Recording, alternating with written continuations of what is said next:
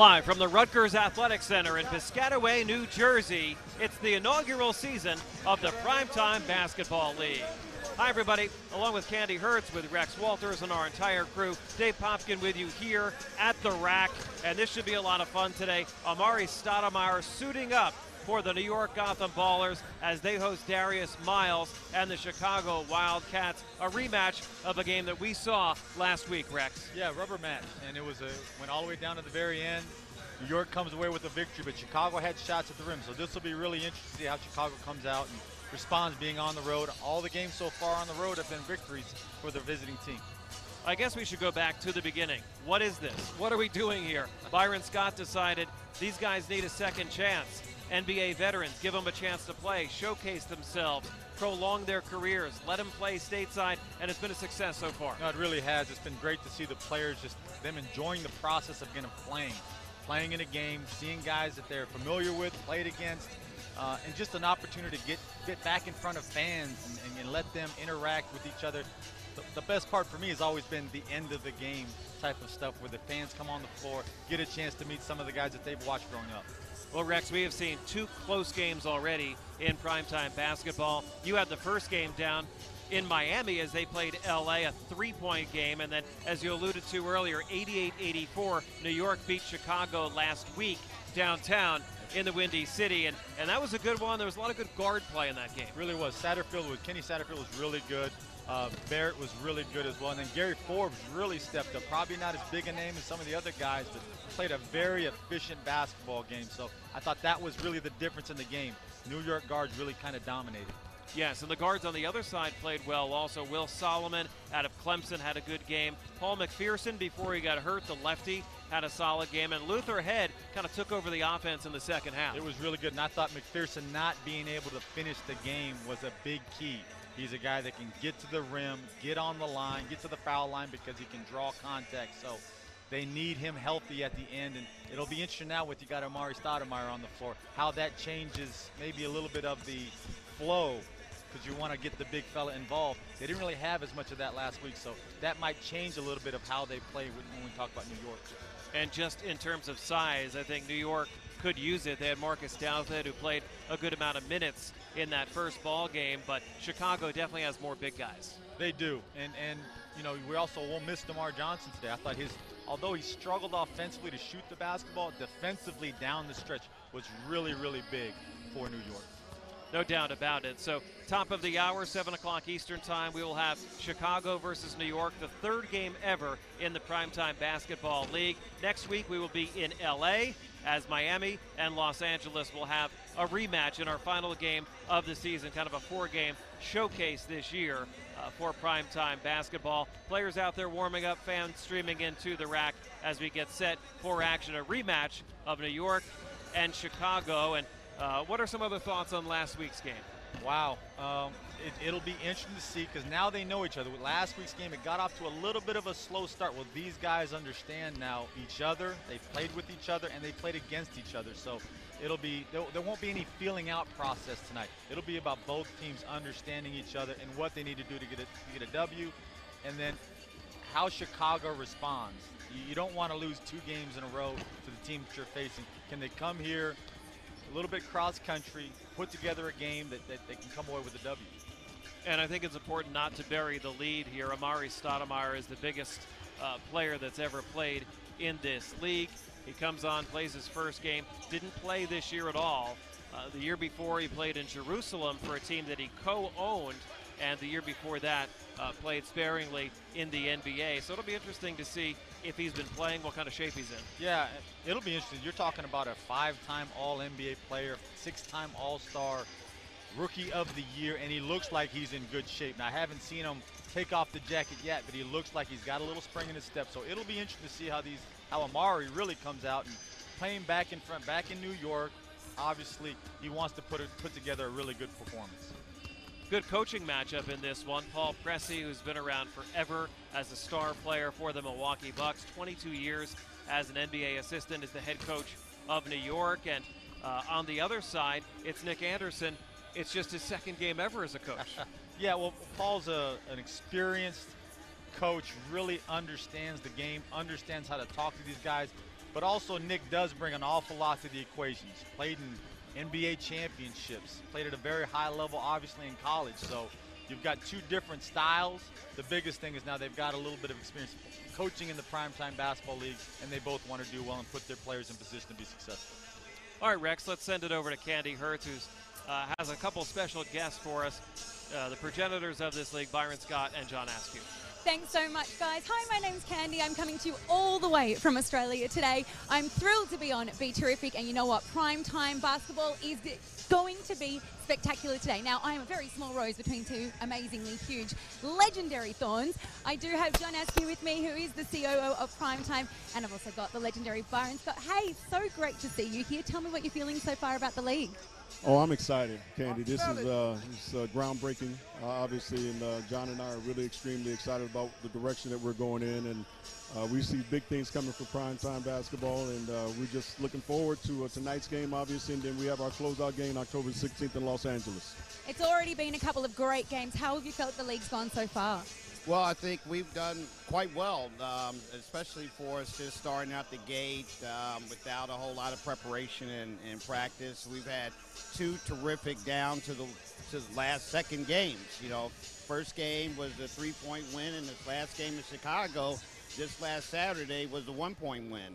So it's been extremely tight and extremely competitive. Well, I'm excited to see these two matching up again this week, but I have to ask, why did you start the league? What was the whole reason behind it? Share it with our fans. Well, there was a few reasons. Number one, you know, a lot of our players that are being kind of pushed out of the NBA for whatever reasons, you know, they didn't have another vehicle to kind of go to. So when we talked about starting this league, number one, it was to keep our guys here, allow them to continue to play the game that they love so much, and number two is to keep them where they can have branding and continue to brand themselves and be visible for the NBA and other leagues. And then number three was really to try to make them understand the tradition or the transition from playing basketball into life. And so we want to try to help them with that as well. You know, John and I have had talked to financial institutions that want to mentor and fellowship with some of our players, and it just gives them another tool to make sure that when they're done with basketball that they don't have to change their lifestyle. They can still be successful and go into other fields. It's great to be here today at the Rack. How important is it to have a great fan base behind us, supporting these guys, really giving them some support, and of course watching them on BeTerrific as well? Well, you know, that's what these guys are used to, a terrific fan base that gives them encouragement and gives them some excitement to play hard and support. This game is really for the fans. You know, that we're entertainment, okay? This is competitive basketball, but with a very strong entertainment component behind it for the fans. And do you have like a vision that you'd like to share with everyone about where you hope the league is going to be going to? Well, you know, we got short-term goals, you know, obviously just like any business. And, you know, we're looking at this 3 to 5 years down the line. This is basically kind of our preseason. We're going to launch the league next year with 8 teams instead of the 4 that we have. So we're going to grow in that capacity.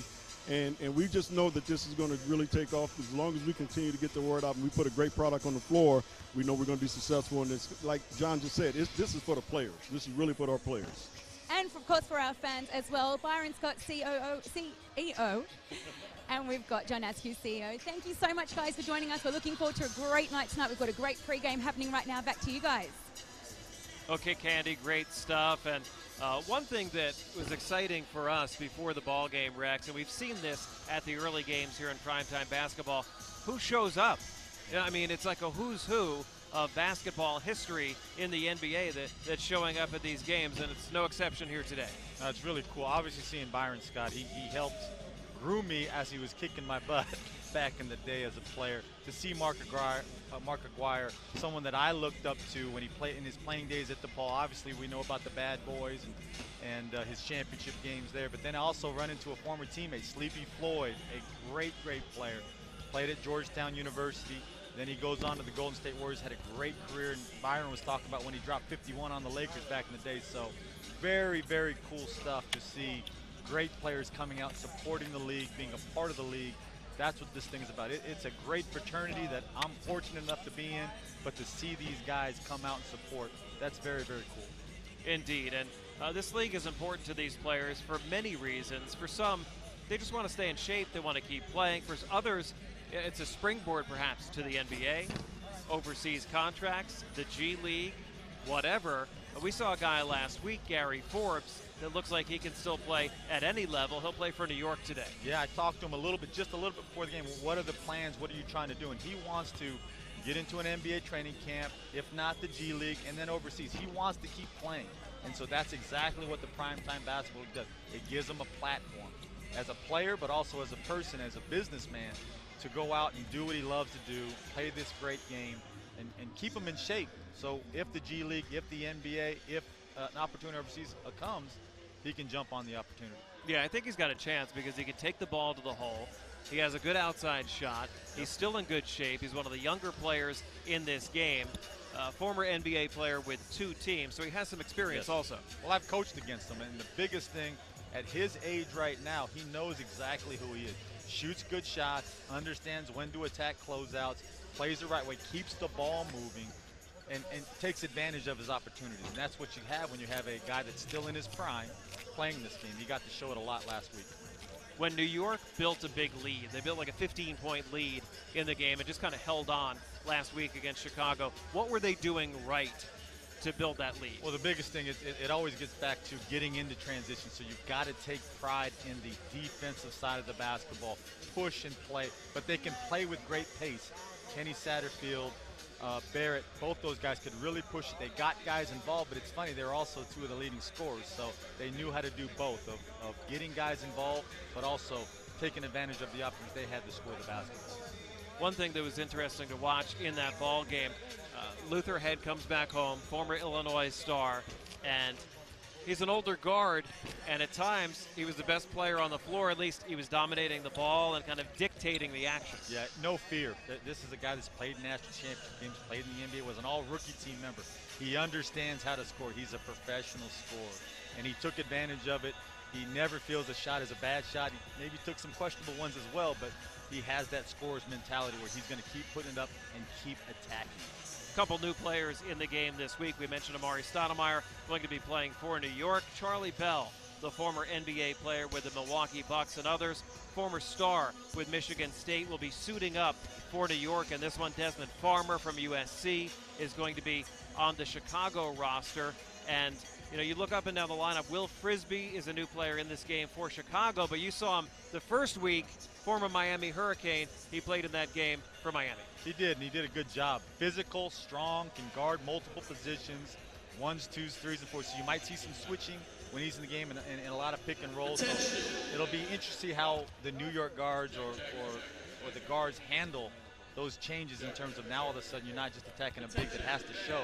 He has to switch, and he can guard you. Rex, let's talk a little bit about next week's game. We will be in Los Angeles on September 16th. We hope you can join us on BeTerrific.com and Facebook and Twitter, YouTube, all the streaming partners that we have out there. You saw the first game between these 2 teams. Obviously a close game, a high-scoring game, and some high-level players as well. Names that we know, like Carlos Arroyo. Yep. Carlos Arroyo controlled the whole game all the way up until about the last minute, unfortunately.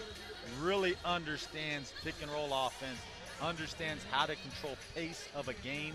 Those are all things he does a great job of. But also you've got Meta World Peace. You've got some star power now too. A guy that's won championships, all defensive player, can guard multiple positions, is a load that can post up, score on the perimeter, and also attack you. So you're going to see high-level basketball. And I would like to think Miami's going to want a little bit of payback. They got beat on their home court, so I know they'd love to return the favor in LA to the LA team. Let's talk a little bit about you. It's a homecoming for you. It's a homecoming for me, but it's a homecoming for you to come back to New Jersey. You played the first few years of your NBA career here, played for a couple of very good coaches and with some good players as well. Yeah, you know, it's fun for me to be back. My first game, my first play is on that wing right there, making a post feed, and I was so nervous as a freshman. The ball about hit the top of the backboard. So it's very cool for me to be back at Rutgers, be back in New Jersey. It brings back a lot of great memories living in Hackensack, playing for the old Nets in the Meadowlands. So it's very cool for me to be back today. All right. With Rex Walters, I'm Dave Popkin. Candy Hertz is with us on the sidelines today. We're getting set for Game 3 ever in the Primetime Basketball League. The RAC obviously hosts Rutgers basketball, women's basketball, wrestling, a long history here going back to their Final Four team in 1976. Roy Hinson Eddie Jordan, many other players played here in this gym. Many WNBA stars played in this gym, and it was never louder. I've never heard it louder than this year's Seton Hall Rutgers game, which was an upset win for Steve Peichel and the Rutgers team. It was an indication that this program is starting to climb back in the Big Ten and in the New York metropolitan area. It was a win against a good Seton Hall team that went to the second round of the tournament. Well, New Jersey basketball, New York basketball, it's legendary stuff. And so the best thing I saw as I was driving up was you see the cranes out, and they're building a practice facility right next door to the rack, which is really cool. Those recruits like those practice facilities. They like those new digs. So it's very cool to be here. It's very cool for Rutgers basketball to host this game today. Jack Brewer is with us today on the sidelines as well. He's standing by with a former Orlando Magic star and the head coach of the Chicago Wildcats, Nick Anderson. So, Nick, how you doing, man? You ready for this big game? I'm ready. We owe New York one. You know, it was a close game last week in Chicago, so we got to return the favor. Nick, tell us how it feels, man. You had such a historic career. To be able to come here now on the sidelines and coach, you got guys out here playing at a, grinding and fighting. I know you got a little bit of you that probably wants to get back on that court sometime. Yeah, I think about it, but I choose not to do. But for us, the guys out here playing, it's a great opportunity. Not only for me. When I was asked to come and coach the Chicago team and be around these players, I know most of them. I've watched most of them play. Some in the league, in the NBA, a lot of them in college, and I know a lot of these guys have European careers too. So I'm very fortunate to be a part of this. Definitely. I mean, I'm a former athlete, played in the NFL, so my sport doesn't allow us to do things like this. What's it mean to these guys who still got that little bit of hunger inside them to want to play? Well, I know it means a lot. It's like rebranding yourself all over again and going out and being competitive and playing against, the guys that you competed against on the professional level, collegiate level, and even in high school. So this is great. I can feel the same energy a lot of these guys feel because I still had that drive, but, you feel like you do it, but my body say, hey, don't get out there. I love it. So, Nick, tell me, give me your two keys to the game. I mean, obviously, you guys just saw this same crew last week. What do you got to do tonight to pull off this victory? Well, last week when we played these guys, we kind of came down and rushed some shots, and we had a lot of one-on-one play, and we dug ourselves a 14-point hole there. So I tell the guys, just come out. We want to get the ball off the backboard. We want to get out in the fast break. If we have a fast break, we want to take it. But if not, we set it up and run our offense and take good shots. If you have a wide-open shot, I want you to take the shot. I want you to exploit the mismatches and take advantage of the mismatches. The game is simple. Just keep it simple. All these guys know how to play the game. Let's not try to do too much. Let the game come to you and have some fun. Now, you got a new member of the New York squad this week, Mr. Amari Stoudemire.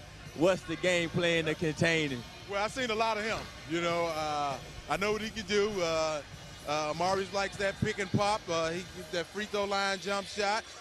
He's a beast in the post. So, we just got to make him work for every shot that he's trying to get with a hand in his face and contest him and make him work hard.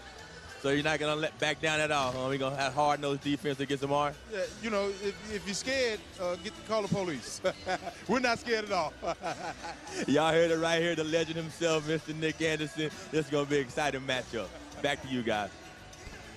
Okay, Jack, thanks so much. And we're just about 5 minutes away from the tip of this ball game. Chicago taking on New York in the Primetime Basketball League, and fans starting to come into the gym now, and the excitement building to see guys like Darius Miles, who was a number 3 pick overall. He's the big man for the Chicago team. One of them, Mikey Moore was a longtime NBA veteran. He'll be in the middle as well, but Miles is a guy that I talked to last night at the opening reception. He retired from the NBA like 8 years ago, has played sparingly, and yet it seems like he still has the touch, if not the wind. Yeah, no question. That will never leave. When you put in the reps that he's put in over the years, you're talking about a guy that understands how to play. And that's what you see with the Primetime Basketball.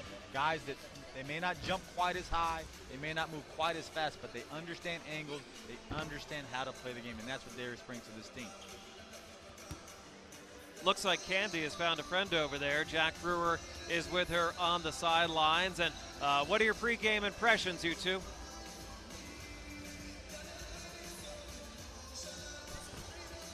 You were obviously at the first game. Can you tell us a little bit about what it felt like being at the very first Primetime video game? I mean, as most of the viewers probably saw, it was super competitive. Coming into it being the first game of a brand new league, in Miami, I didn't really know what to expect. And so I saw these guys coming out. They were playing hard from the beginning. I think both teams almost scored 100 points. And so it was a very high-scoring matchup and competitive. I got a chance to go into the locker room before the game, and at halftime, both teams wanted to win. And so you just really saw that competitive spirit, and you saw that these were really true professionals that still have a lot of basketball left in them.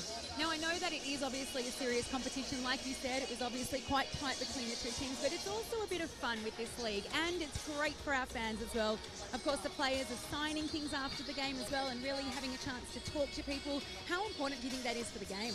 Very important. I mean, it's about family, and this is a league that's based to bring your kids, bring the entire family and really get a chance to touch and feel these athletes. I think, a lot of these guys have been, they've had ups and downs in their career. Some of them have been in the NBA. Many of them are right on the verge of getting back in the NBA. And so to be able to have a league like this where you can go out and really touch the fans and make it more than basketball, I think it's very important. And it's also great for our Terrifics as well, because we actually get some serious in-depth opportunities to be able to go in the locker rooms and in the huddle as well. So you guys get to see some great behind-the-scenes action, which is really cool for the sport too. It is. I mean, whenever you get a chance to come in, I mean, you're not going to be able to come on the floor and have your kids shoot baskets in normal basketball games. But here, at the Primetime Basketball League, you can do that. And the atmosphere is so much fun in here as well. It's so great to hear the music and the energy. I'm really pumped for tonight. Yeah, I can't wait, man. I can't wait to hear that national anthem being sung tonight. Looking forward to it as well. Okay, Candy and Jack, thanks very much. Getting set for Chicago versus New York. Nick Anderson and the Wildcats taking on Paul Pressey and the Gotham Ballers here at the Rack in Piscataway. This Rutgers University is having a tough day. The football team is playing at Ohio State today, and they were being shut out at the half. I'm sure a lot of attention being paid to that around these parts today as they continue to try to build the athletic department here in the Big Ten. Quite a challenge indeed, and they played in the Big East for a while. There's a definite Big East feel in this game. Marcus Douthit from Providence. You go down the list. Kenny Satterfield played at Cincinnati when they were in the Big East. Andre Barrett at Seton Hall. A good handful. Anthony Mason Jr.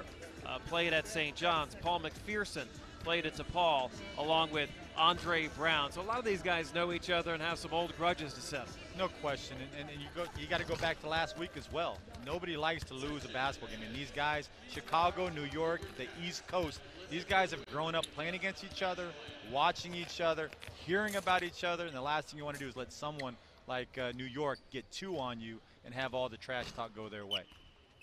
Time for our national anthem here at the Rutgers Athletic Center. Let's pause for that.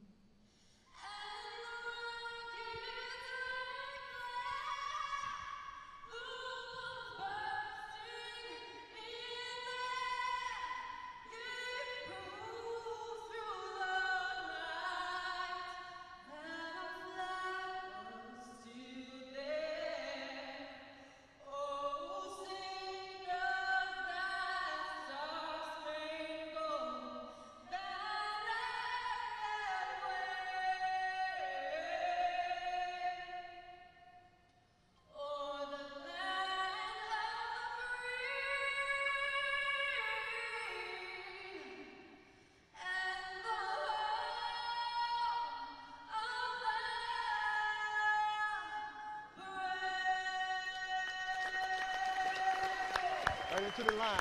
Layup, right into it. Our national anthem here at the rack. It means we're just about set for basketball. As Amari Stoudemire comes over to set down his glasses and say hello, he's set to play in the pivot for New York. And this one hasn't played since the 16-17 season, since he was playing in Jerusalem. But this was an all-world kind of guy, Rex. A lottery pick, came right out of high school, 15 years in the NBA, multiple-time All-Star. Well, he's a guy that when he walked into the gym, people were like, wow, that body, that athleticism, that bounce that he has. Now, he may have lost some of it, but he's got a little spring in his step. So it'll be really interesting to see how he comes out tonight and performs. And you know, last week the teams kind of felt each other out. It'll be interesting to see what he does to feel himself out and how his body reacts to being on the court again. I thought the defining factor in the 88-84 game for New York in that one was the play of three of their guards. Andre Barrett, the former Seton Hall star, at the point. Kenny Satterfield, another point guard who's still in good shape. And Gary Forbes, who we talked about, filling the lane, hitting some jump shots. New York had a better game from three-point range than Chicago did, and in the end, that might have been the difference. It really was, and I think Coach Anderson addressed it. You know, let's come out tonight, let's take quality shots. If you got open shots, shoot them, but let's give the defense a chance to make a mistake. Move the basketball, move your bodies. Let's work to get a quality shot. Don't just go to the isolation game, and hopefully Chicago will do that early, because when they played the right way, that's when they got in the game and had a chance to win it. Rex, another intriguing story for me in this ballgame is Charles Jones for Chicago. He's actually from here. He played in this gym his first 2 years for Bob Wenzel at Rutgers, transferred to LIU, and became the leading scorer in the country, over 30 points per game, 2 straight seasons for LIU Brooklyn. Now, I think he's the oldest player in this game at 43 years of age. His line last game was very odd. I mean, this is a guy that is a scorer by trade. He had no points and 9 rebounds as a guard, and I don't think he would have guessed that. Well, I think these guys, you have the ultimate amount of competition. These guys have grown up, and all they want to do is win. So Charles made the adjustment. Maybe the shot's not going tonight, maybe I'm not feeling, but I've got to bring something to this team, and that's what these guys understand at a high level. This guy was a leading scorer in the nation, but he's willing to make some sacrifices for the betterment of the team. One player that surprised me in that game last week at Chicago was Mikey Moore. This is another guy. He's 42 years old, still an active player, played for 9 different NBA teams, and it seems like he still has his game. He's not slowing down. No, and brings an intelligence to the floor, his talk and communication in pick and rolls, his talk and communication in transition. He really understands those things. He's got those reps, and he brings that to the equation. And yes, he even went coast to coast one time, so he showed a lot of different things. And it's fun for me to watch a guy that, even though he's maybe past his prime a little bit, he still brings something to the team, and he wants to win in a bad way. Pretty good hands, was able to shoot it from outside. Andre Brown helped him out in the pivot in that ball game for Chicago. Jack is standing by with a special guest on the sideline. Yeah, I took him away from his warm-up real quick, but it's the man himself, Anthony Mason Jr. Really good to see you, man. You've been around this sport a long time. How are you going to bounce back this week and get a victory? We just going to play hard, man. Keep it moving. We got see they got a little guard activity going, so we gonna hit them in the post. You know, pound the rebounds, get it out and run. That's what coach wants, so we're going to get it done. We got to get this win, though. That's a fact. So I got to ask you, you know, they got a new addition to the lineup. Mr. Amari is in the house, in the building. What y'all going to do to contain him? Oh, we're going to get on him. You know, you got to throw a couple of doubles at him, disrupt him, you know. He's a great player, so you got to throw different little defense at him. But I'm going to guard him. I'm coming at you, Stat. Y'all hear it here. He's coming at him. Have fun, man. Good luck. Back to you, boys. Some bold talk from Mace there, and we've been watching Amari Stoudemire in the warm-ups here, and he's still slim. I mean, he seems like he's in great shape. Yes, he does. I just saw him shoot a nice little 15. It was effortless. So he's ready to play, and you heard what Anthony said about we're going to throw some double teams at him. They might need to do that tonight. It's a very good chance that Amari's going to be a tough one to contain. We saw Nick Anderson interviewed earlier in this pregame show. He's the head coach for Chicago, and I think he has the right attitude for a league like this. He's like, let's have fun. If you're open, shoot it. Let's score some points. And at the same time, he wants to win, too. But, yes, he understands there's a lot of different levels for this thing. It's about, yes, playing well. It's about a platform for you to get to know people and network a little bit. So, you know, Nick wants his guys to go out there, play the right way, play together, have some fun, and the best way to have fun is to play the right way, and you get a W. And I know that you and I enjoyed watching Paul Pressey in the huddle that last game. You could tell, veteran coach, he's designed many a play, he knows how to communicate with the guys, he's taking suggestions in the huddle from some of his veteran players, because, I mean, these guys are, you know, they've been playing for 10 or 15 years. They can feel what's going on out there on the court. Well, it was a coach's clinic. It really was. Paul was phenomenal. Paul Pressey did a great job of communicating, getting guys to understand what needed to happen coming out of a timeout, whether it was a defensive adjustment, where the ball needs to go, what sets we need to run, and how we want to attack them. He did a great job in the timeouts, and it was fun for me because he was right in front of us. We got to listen to everything that he was saying, and he did. He put on a coach's clinic. And he was a heck of a player, played for some great head coaches as well. Paul Pressey, 8 years in Milwaukee, also played for San Antonio and Golden State on the all-defensive team several times for the Bucks, and was really, along with Magic Johnson, the original point forward, a big guy that could direct an offense. Yeah, and I think that's what's really cool. Like you have some great players. Amari Stoudemire is a great player, but you got some great coaches with a wealth of experience and knowledge that they can share with these guys. Not just about their playing days, but that transition. And that's what the Primetime Basketball talks about, the transition from playing to the real world. At some point, it's going to happen for all of us where they get to be around guys that have done it and are doing it right now. There are some big names in this league. We've mentioned a lot of them in this ball game, but Daniel Gibson and Earl Boykins, we'll see them next week when Miami takes on L.A. out in California. Carlos Arroyo, Robert Height, Rashad McCants, Smush Parker, a lot of guys that can still play. Yeah, no, it was a great game in Miami. And Earl Boykins is a bulldog. He played his heart out. They made some adjustments over the course of the game and how they're going to handle Carlos Arroyo. And Earl Boykins was a big part, picking up three-quarter court, pressuring Carlos Arroyo. Those guys want to win. There's a competitive nature. There's a reason why these guys are playing in the NBA, played overseas, played maybe in some of the minor leagues. There is a conscious will to win that they have in everything that they do. So that's always really fun for me to watch. And I think one thing that added credibility to that game and to this league was the inclusion of Meta World Peace, the former Ron Artest, who came and played well.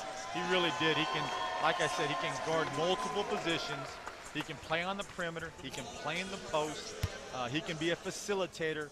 And it was just really neat because he's got a knowledge again that some of these other players that maybe didn't have the career that he had can teach those guys and show those guys why I was an all-NBA player when I played, why I was a world champion when I played.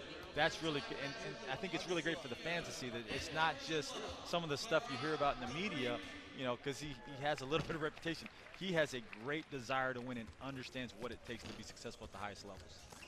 Rex, while we have 2 minutes here before the tip-off in Piscataway, I just want to congratulate you, named to the coaching staff for the Nevada Wolfpack, and Eric Musselman, expected to be a top 10 team this year. That should be fun. It's been great. Eric Musselman has been great to me to give me the opportunity to come out to Reno, try to help the coaching staff, try to help him, but learn too. This is a team that's very, very talented. Nevada basketball is definitely on the map, and Musselman's done a great job of doing that. And I'm excited. I'm excited to be a part of it, so thank you. Veteran team back, Sweet 16 last year for Coach Musselman, who certainly does not lack for energy. Let's send it over to our intro as we get set for the tip.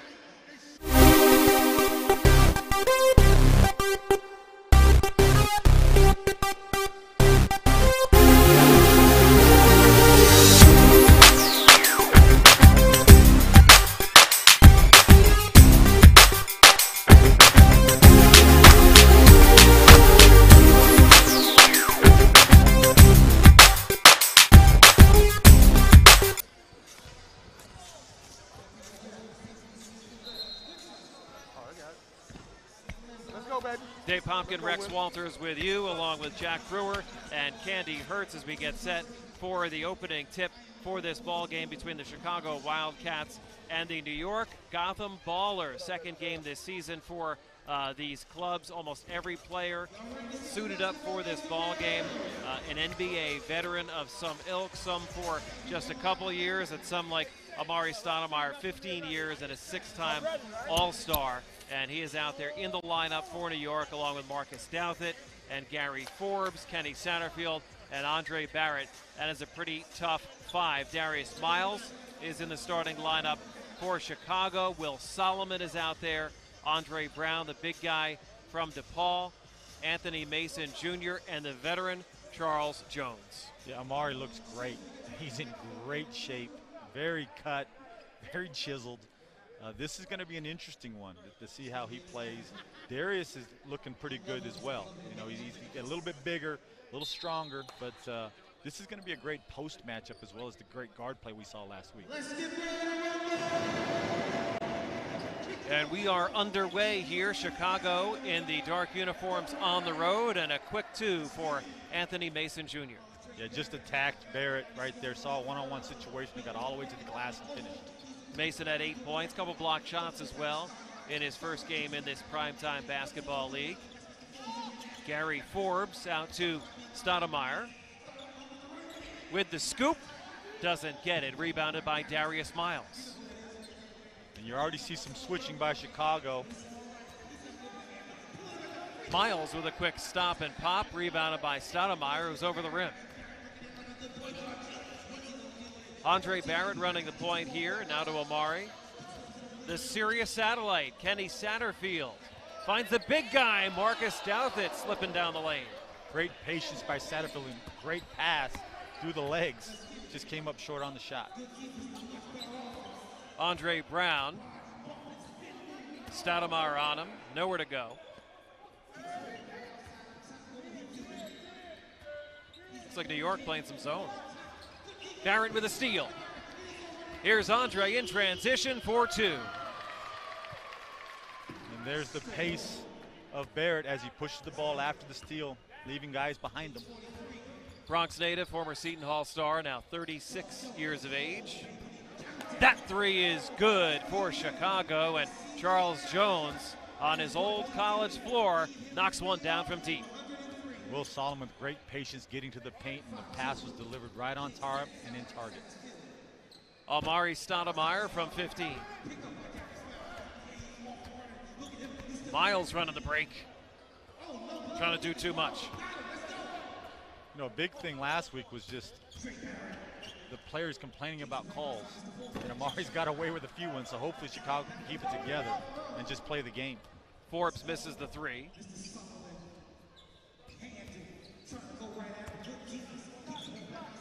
Miles left open for 3. And that won't go. Rebounded by Marcus Douthit, the former Providence Friar.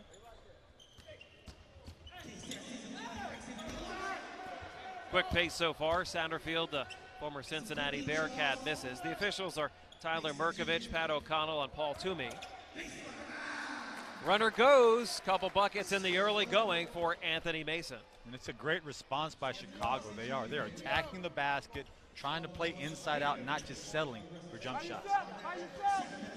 Gary Forbes, the former A-10 player of the year, knocks it down. Foot on the line, that's 2.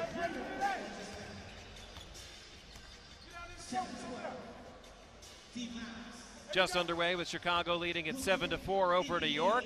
Miles gets the roll. But Darius is saying, you know, I was a number 3 pick. I was a pretty high-level guy too, Amari. I'm coming right at you. Barrett running the break. Satterfield finishes. Chicago's got to get back. You can't let a made shot come back and give up a dead layup on the other end. Andre Brown operating. Good head fake, and he gets his man Douthit up in the air. Brown will be shooting 2. Yeah, great use of his pivots and then the shot fake, which got Douthit to leave his feet. Douthit just got to continue to stay down, stay in front, wall up, and make him shoot it over the top. But again, Chicago's been committed to getting the ball to the paint through penetration and through their post. Brown, who's played sparingly the last couple of years, knocks it down. What an overseas career he's had. Greece, China, Australia, Japan, and 3 NBA stops on his resume as well. Well, he hasn't played a lot, but I'll tell you this, he's in great shape. This guy is cut and chiseled. Definitely spent some time in the gym. Forbes had a man, Stoudemire, but he lost it. It's nice to see Forbes play out of some pick and roll, too. It was a nice pass. I think Andre Amari was just a little hesitant on the catch. That used to be a dunk back in the day. Andre Barrett for three. Nice dribble handoff, and they just caught Jones going under. Barrett makes him pay for it. Barrett hit a memorable three here his senior year.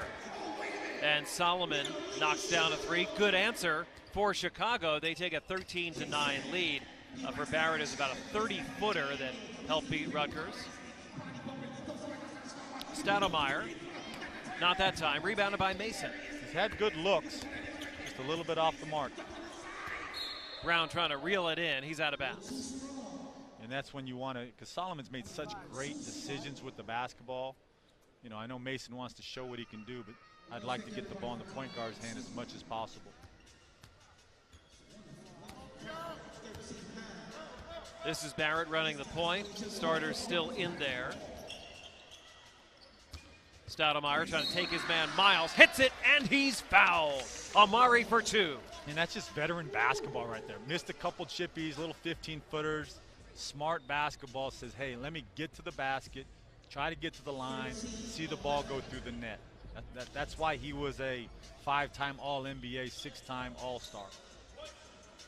That was a matchup of two former lottery picks. Stoudemire 9th overall for the Suns, and Darius Miles was 3rd overall for the Clippers back in 2000. It's a great matchup between two big-time guys coming out in the draft. Both signed out of high school. Rebounded by Forbes.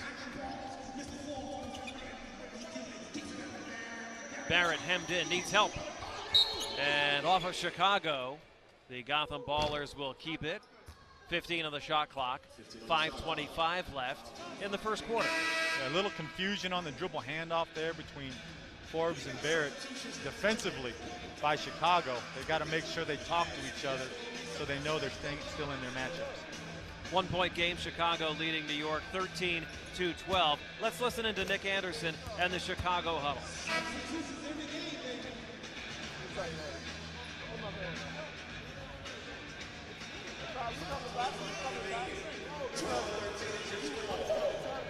You want me to drop? Okay. All right, I got you. Okay, all right.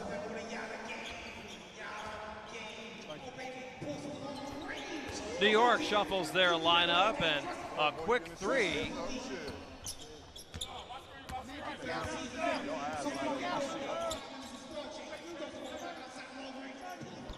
Sundiata Gaines with that last one. Sundiata was really, really good in Miami. Very good athlete, really runs the floor, and if he's making threes, he's a very tough match. Late addition to the roster here for New York, Gaines. Driving a foul on Stoudemire. And right to it, Luther Head comes off the pick, nice little hesitation, freezes Amari Stoudemire, turns the corner, gets fouled. Official timeout, 4:38 left in the first quarter. New York leading Chicago 15-13. Both coaches starting to go to the bench. We see New York bring in guys like Quentin Ross and Eddie Basden. Basden kind of had it going on overseas, and he got in a car accident. And this is an opportunity for him to prove to people that he can still play. Yeah, now you have some tape. You can show playing against high-level guys, great players. So it's really good to see Eddie out there doing what he does. But I love the pace of the game so far. Both guards are really pushing and playing and attacking, trying to make plays for each other. Jack Brewer, what's going on? Give me your thoughts. Fast pace. You know, we got to get the butterflies out. I think guys are more comfortable now. We got a timeout, so I mean, the energy is there. We want to keep it up. I mean, we lost the last game, so we don't want to get these guys the second one. I saw y'all picking it back up on defense on the back end of the court. You gonna keep on doing that? Oh yeah, that's what we want to come out with. High intensity defense, playing hard and playing together. All right, good luck. back to you guys. You heard it right here. Picking up that defensive matchup, getting back on the backside of the court, and hopefully Chicago keeps on doing what they're doing because they look like they're pretty energetic right now. Okay, Jack, good stuff. They are down by 2. Andre Brown joining Jack on the sidelines, and he was very active in the early going, along with one of the other bigs, Darius Miles. We haven't seen Mikey Moore yet. No, not yet, but here's the thing. There's no feeling out process this time. In Chicago, there was. The pace of the game was a little bit slow at first. This game, guys are attacking each other, and Andre Brown is exactly right. You've got to get stops and get out in transition to attack and try to get your team easy shots. A lot of changes in the lineup here as Charlie Bell joins Sundiata Gaines and Quentin Ross for New York, along with Eddie Basden.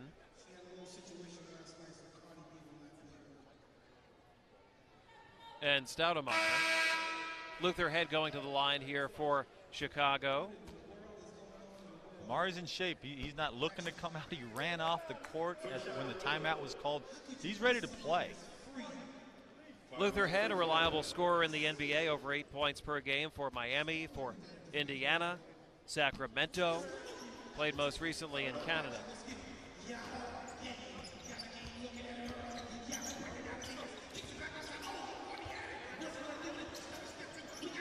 All over Basden. Charlie Bell, wow, putting on a show. Charlie Bell's knees are more than fine. He changed directions about 4 times right there and looked very smooth doing it. He is trying to coach and play at the same time. He's an assistant coach for Iowa in the G League, and he's continuing his playing career as well. Everyone knows about the toughness of Michigan State players playing for Tom Izzo.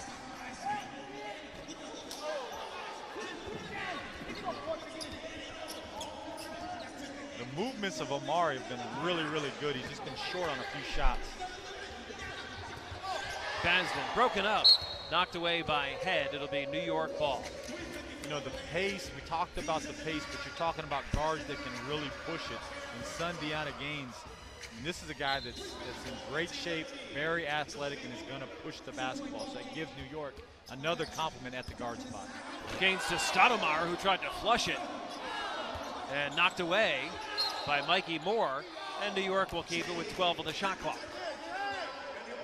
Good looks by Stoudemire, and he showed a little bit of lift. He's just a little bit off with his shooting. 3:43 left in the first. New York leading by 2. They get it into the big fella, and Stoudemire hits. There's some NBA teams that they may want to look at him. The shot's not going, but his movements are so good. That one went down for Amari as New York takes a 4-point lead. Paul McPherson playing through some wrist troubles, and he was great the last time out for Chicago. 14 points on 7 out of 9 shooting. He's a guy that can get to the basket and make plays. Broken up by Head.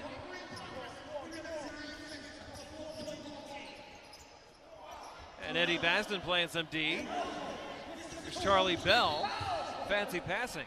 Really is just a little bit behind to Sundiata. And you got to, in a 2-on-1, you got to really attack the defense and make that guy commit. I thought that time we got a little bit quick with our fancy passes. Double comes to Amari. Gaines for 3. Good ballman, quality look, just back rim.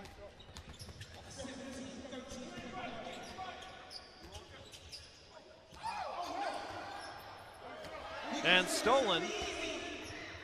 Easy 2, the flush for Sundiata Gaines.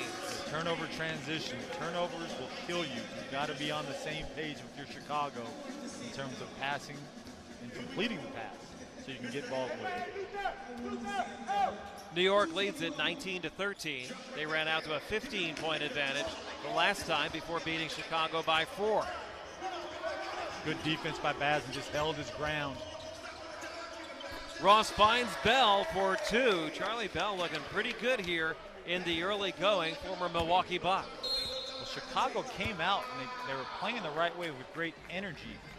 New York has just decided, hey, we're going to match that and try to exceed it. So they've definitely answered the challenge by Chicago.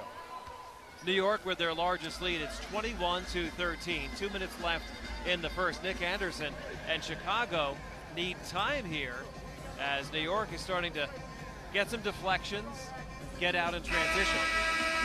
The biggest thing is New York is added to their roster. Yes, Amari Stoudemire, but now Sundiana Gaines. I mean, those are two guys that are in great shape, that can defend their position, defend multiple positions, but really run the floor. So it puts a lot of pressure on Chicago, and they're just no easy matchup right now for them to try to exploit. It's a deep team. Charlie Bell coming off the bench as well. And when New York went to the bench last week, that's when the lead evaporated, but we haven't seen that here today. The lead has actually grown.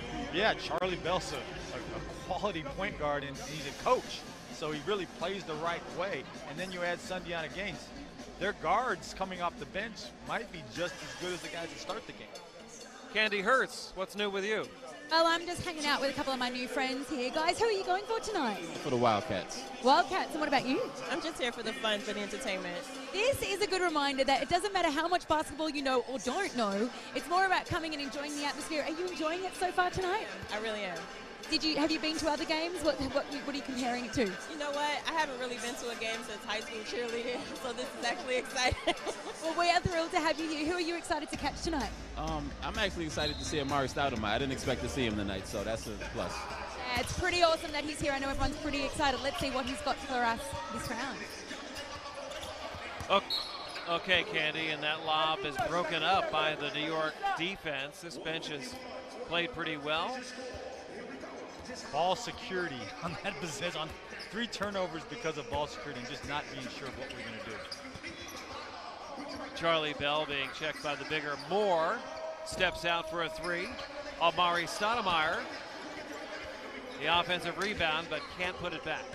Yeah, he's just short-arming his shot, especially at the rim. The dunk that he missed, the rebound, put back, a lot of short arms in terms of just not finishing the play. Paul McPherson fouled by Basden, and he'll be shooting 2.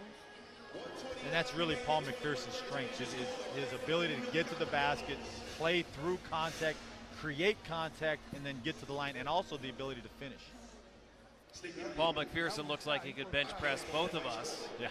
He's pretty put together.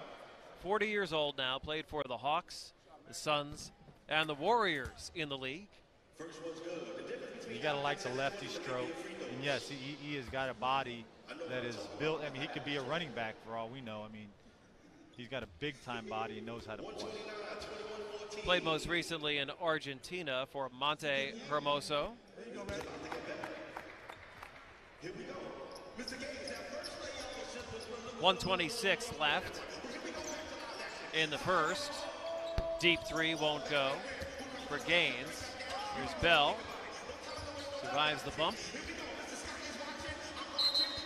Stoudemire. And it was kicked. Will Frisbee has a body that can physically keep Amari out of the paint, so that'll be an interesting matchup to watch as well. Playing the G League WNBA rules, shot clock reset to 14, 4 quarters here. That 3 rims out for Eddie Basden, the New York native. I love Frisbee's toughness. He almost got a bow from Amari and almost just laughed it off. 3 ball for Luther Head. 6-point game. Under a minute to go, first quarter. Basden, spin move over the head of Quentin Ross. Yeah, just a little quick with the spin move. Couldn't quite see the defense, and there was bad spacing with Ross. He was too far in and should have been spaced up to the corner. About a 20-second differential on the shot and game clock. Head for 3 again. Doesn't get the roll. Bell, NBA 3, that goes. Yeah, great 2-for-1 situation. That's the coaching aspect that Charlie Bell brings. With 35 seconds, gets a shot up so they can get a second possession. New York back on top by 6. Head staying aggressive. And he stepped out of bounds. New York can hold for 1 with 15.4 left. Yeah, Luther just couldn't find anybody on his penetration. There wasn't great spacing in the roll, couldn't quite get open.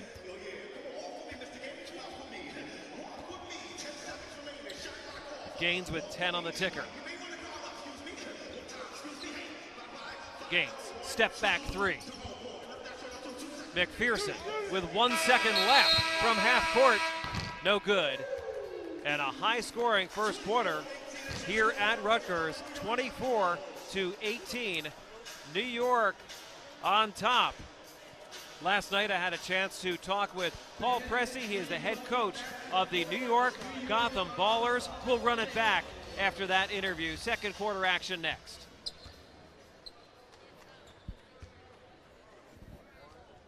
Who stood out to you from your team in that ball game that you say, well, maybe this guy can really take it to the next level, get a big overseas contract, or make it to the NBA?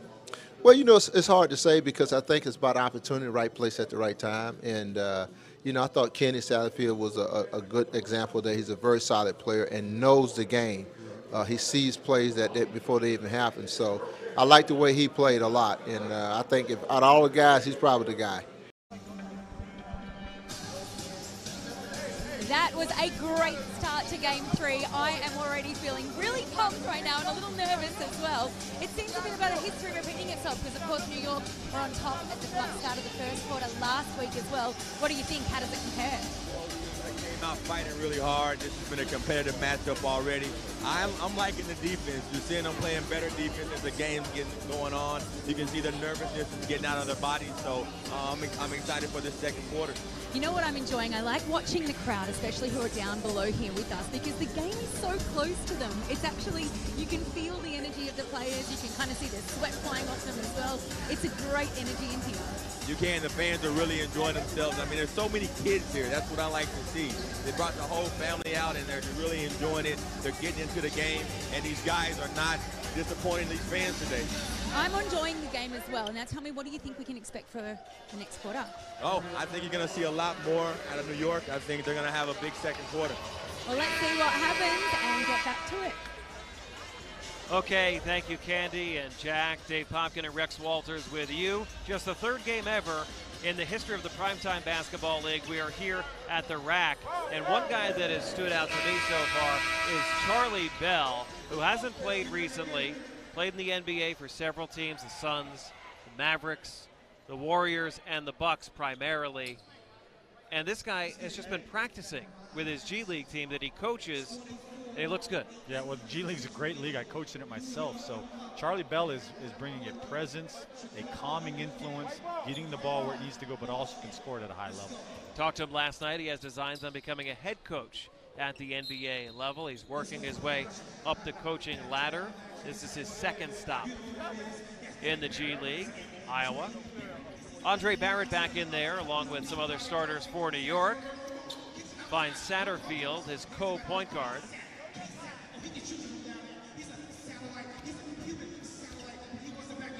Basden, Douthit, and Forbes still out there. Three won't go, and Andre Brown grabs the carom. Yeah, little adjustment by Chicago. They're going to try to make Barrett beat them in pick and rolls as opposed to facilitate.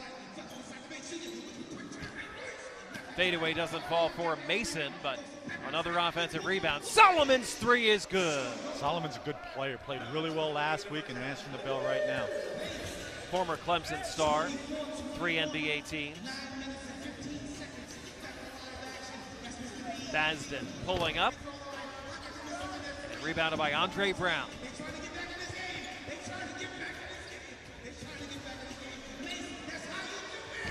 Mason's three. Not that time. New York with a 3-point lead. Barrett with the rock. Finds Douthit. Couldn't hold on. Yeah, Douthit brought it down so the guard can get to it. He's got to keep the ball high to finish. Brown 4-2. What can Brown do for you? Well, he runs the floor. He gets an early seal, deep catch, and then finishes strong. Might have got fouled and just played through the contact. Marcus Douthit looked like he got hit in the mouth. He has to come out. Amari Stoudemire checking back in with those trademark rec specs. Chicago's playing well because there's just no weakness in terms of the New York roster. They can come in with fresh bodies that are young and athletic, and then they come back with their starters with Barrett and Satterfield. Sleepy Floyd there in the middle with a white shirt on. In the front row, checking out this one, former NBA All-Star. Talked about Amari Stoudemire, and he's done a lot of things as he was playing. And since he retired from the NBA, acting, he has his own record label, clothing line, and he's a children's book author. He is very well versed in a lot of different areas. Pretty impressive. An all-around entertainer. And now he's adding basketball back to that resume. I think they're concerned about maybe some blood on the floor. We're good, we'll get back to the action. That's how we roll here. No blood, no foul. We are on the East Coast.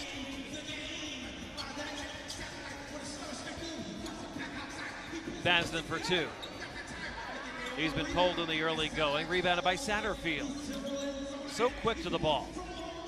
That's good. A deep three for the satellite, Kenny Satterfield.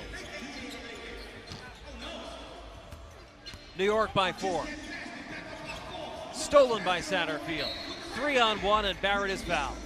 That is a veteran move to foul in the backcourt when you have a 3-on-1 situation. Really smart by Charles Benson. Satterfield going over to talk to the fans after that last one. He's feeling it. Kenny's back home. He wants to put on a show. Andre Brown with the follow. The big fella getting up. Chicago native. Look out below. Amari Stoudemire off the assist from Barrett. And Barrett just got through the rim, drawed two, and actually passed back to get Amari the basketball. Nice play. Things really picking up now. Brown misses, rebounded by Amari. Playing in transition. Barrett always had that extra gear, rejected by Jones. New York keeps it. Jones didn't have to jump very high to get that block. Good look by Barrett. Easy basket. Basden. That just can't happen with Chicago. It's a baseline out of bounds. You've got to get matched up. Can't give up a one-pass layup. Gotham Ballers by 6. Brown gets the roll. And that's what Brown really is. He's not really a post player. He's an energy guy that takes advantage of mistakes on the defensive end. Barrett with the ball on a string. Long two won't go. Chicago's got to finish the possession with the rebound. They're looking to run out. You got to secure the basketball first, then you can run. Good look at Andre Brown's follow jam. Terrific guy, a veteran for the Chicago team.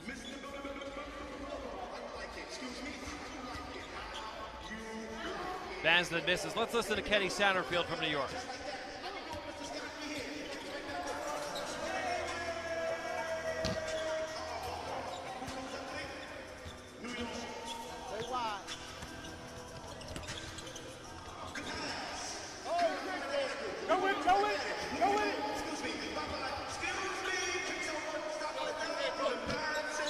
There you go.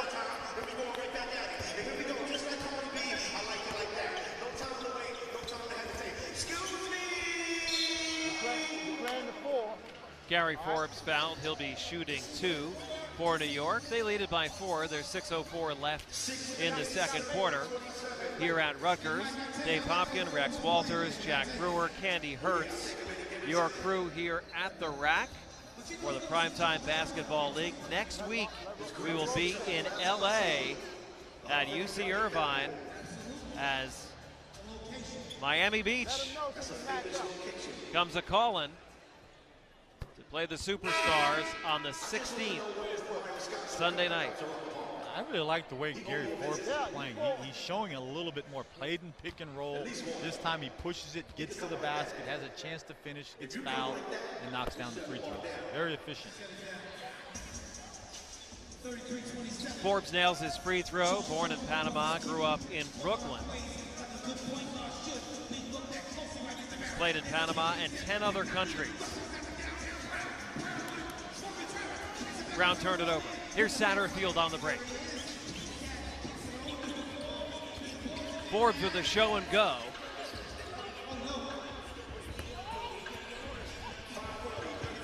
Will Solomon to Mason, who tried the razzle-dazzle. And that's just the presence of Amari Stoudemire in the backcourt protecting the rim. They don't really want to challenge the big fella, who's still got a little spring in his step. Solomon knocks it down, makes it a 4-point game. He played the last 5 years in Antibes, south of France.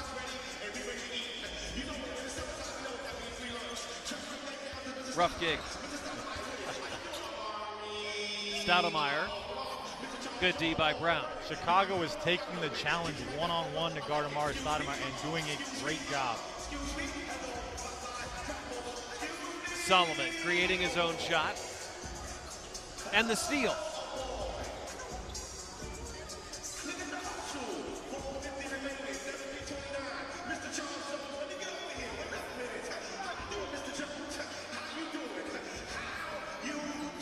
Jones running the show.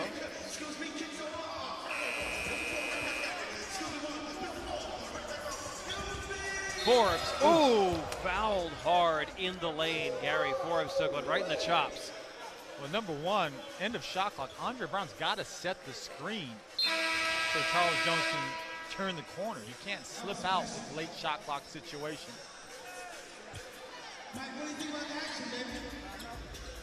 Let's listen into the New York bench. Hey, Kenny. Right here. Listen. Hey, the way you play this game is open man gets the ball, all right? Let's move the ball, make them play some defense. You're going to get easy shots, all right? Keep moving that ball. You ahead, throw it, cut, got to post up, hit it, cut. Rhythm shots, take them, all right? The game is easy. It's easy. Come on. Right in here. Gotham, come on. Right now, his mouth is hurting him pretty bad. It was a pretty nasty injury. I got a chance to see it right on top of each other. These guys are playing hard. You saw at the end of this quarter here, some pretty hard fouls going down. They're playing some aggressive basketball. Back to you, fellas. All right, Jack, we'll see if Marcus Douthit can return for New York. And Gary Forbes just got hit in the head as well. These guys are starting to play some defense. They are. It's a no layup rule going on right now when it comes to Chicago. They're not giving them anything easy. Really protecting the paint, and if you do get to the rim, you better be able to play through contact because you might get hit. See Amari Stoudemire out there, first out of the huddle. He's anxious to get back on the floor. Hasn't played competitively in a while. Seems to have some spring in his step. Yeah, it's true, but also Chicago's taking the challenge. Mikey Moore, Will Frisbee, Andre Brown, they are not backing down from him. They're not going to they're going to show respect by showing no respect and really challenge him defensively to sit down and guard. Chicago going to go pretty big here with Moore in the middle and Frisbee, the former Miami Hurricane, up front as well. Luther Head back in, Paul McPherson back in for Chicago. New York will have a number of NBA veterans out there. Stoudemire and Sundiata Gaines, Gary Forbes, Andre Barrett, and Charlie Bell. It's going to be small ball versus big ball. New York is playing 4 guards with Amari. Chicago's going with a more traditional lineup with Frisbee at the 4 and Mickey Moore at the 5. Forbes, the former UMass star, knocks down his first free throw. New York led by 6 after the first quarter, and they lead by 6 right now, 35-29. 4.5 minutes left here in the second quarter. Chicago's playing without a traditional point guard. Head's really a scoring guard. Frisbee doesn't finish. It looked like it went in off Amari. Yeah, a little missed layup. I think Amari affected that one for sure. Frisbee stuck with it. Got a piece. Gaines out to Forbes. Way off.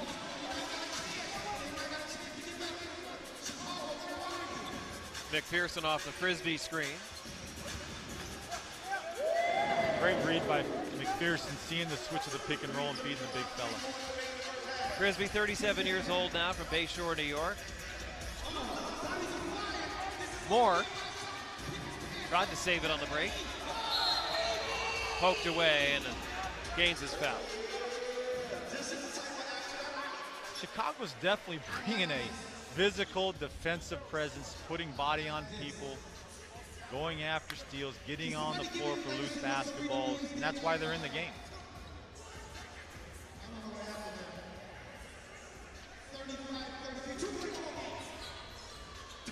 I think it's sped up New York a little bit, just their physicality. Knocked away from Bell. Looked like Head got a piece of that one. Luther Head for three. And the putback goes for Mikey Moore. Amari is going to miss Douthit if Douthit's not being able to play, because Amari's putting in a lot of minutes right now.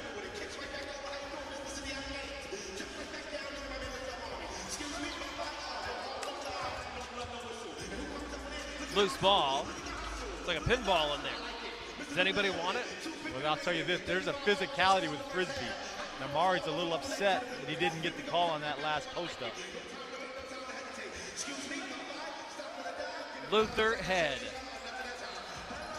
And Frisbee finishes.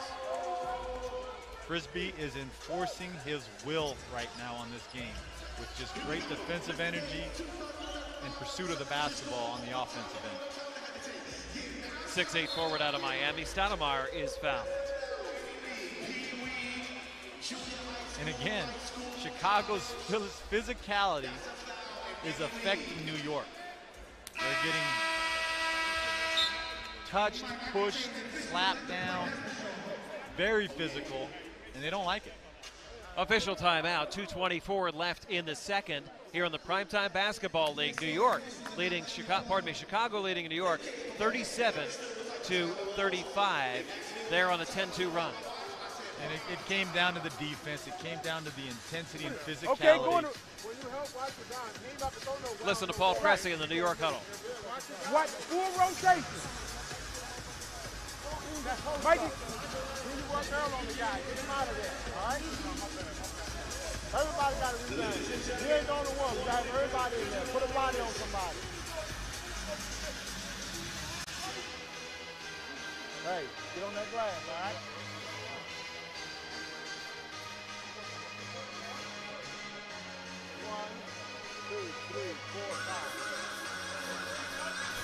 Candy Hurts, what's up? Who this guy is, Amari Stoudemire. It is incredible to have you in the stadium. People are pretty pumped today. Now, 15 years with the Knicks and the Suns, you've had a little bit of time off. How great is it to be back on the court? Oh, it feels great. You know, it's a great atmosphere. We're competing right now, so it's always good to play in a competitive game. And what have you been up to for the last little while? What's that? What have you been up to since you haven't been playing? A lot of traveling, art collecting. I've been around the world and back. Very cultured of you. And how good is it to be back tonight? Are you pumped? Oh, it feels great. It's going to be a great game. I think you're being called back on the court, so I'll let you go. Have a great game. It's great to have him here with us tonight. That it is. And Rex, when I make my first $100 million, that's what I'm going to do. I like it. Well, I'll say this. Amari also showed great restraint because he is getting hit on every single catch. Not a lot of fouls have been called. He's at the line right now, so I was really impressed that he handled that interview as well as he did. Indeed, and the officials are letting the play on an up and down pace here at the rack. New York shuffles their lineup again. They have Bell, Gaines, Stoudemire, who's at the line, Forbes, and Kenny Satterfield. And there's a lot of unique elements, Rex, to this Primetime Basketball League. The guys stay around afterwards. They sign autographs. They take pictures. They were just going over right now, talking with fans, joking around. It's kind of a loose atmosphere. It's very interactive. These guys want to, number one, when you're out of the NBA, you're out of maybe professional basketball. You miss the fans. You miss that interaction. You miss talking. So it's really cool to see that happening right now. Stoudemire makes one of two. He's really quite a story. As Head launches a three, no good. Amari played for 5 different high schools, bounced around as a kid, and ended up in Phoenix where it was home for him. He stuck around for a long time, big contract with the Suns, then went to the Knicks, obviously, an all-star in both places, and grew up in the NBA. A guy was 18 years old and on the biggest stage in the world, and he did very well. And it's really cool. You talk about a guy that's very experienced a lot of different cultures, traveling the world, writing books. He's got an education of the world as opposed to maybe your straight college education, even though we're at an academic institution. It's good to see a guy that challenged himself, not just as an athlete, but as a person, to really educate himself. Exactly right. Former member of the U.S. national team as well. Charles Jones back in for Chicago in the backcourt with Paul McPherson. Frisbee up front. Mikey Moore also in the middle right now. New York takes a 1-point lead, 38-37. Just over 2 minutes left in the first half. I don't think Coach Pressey's all that impressed right now with some of the calls or non-calls that have been going on in this game.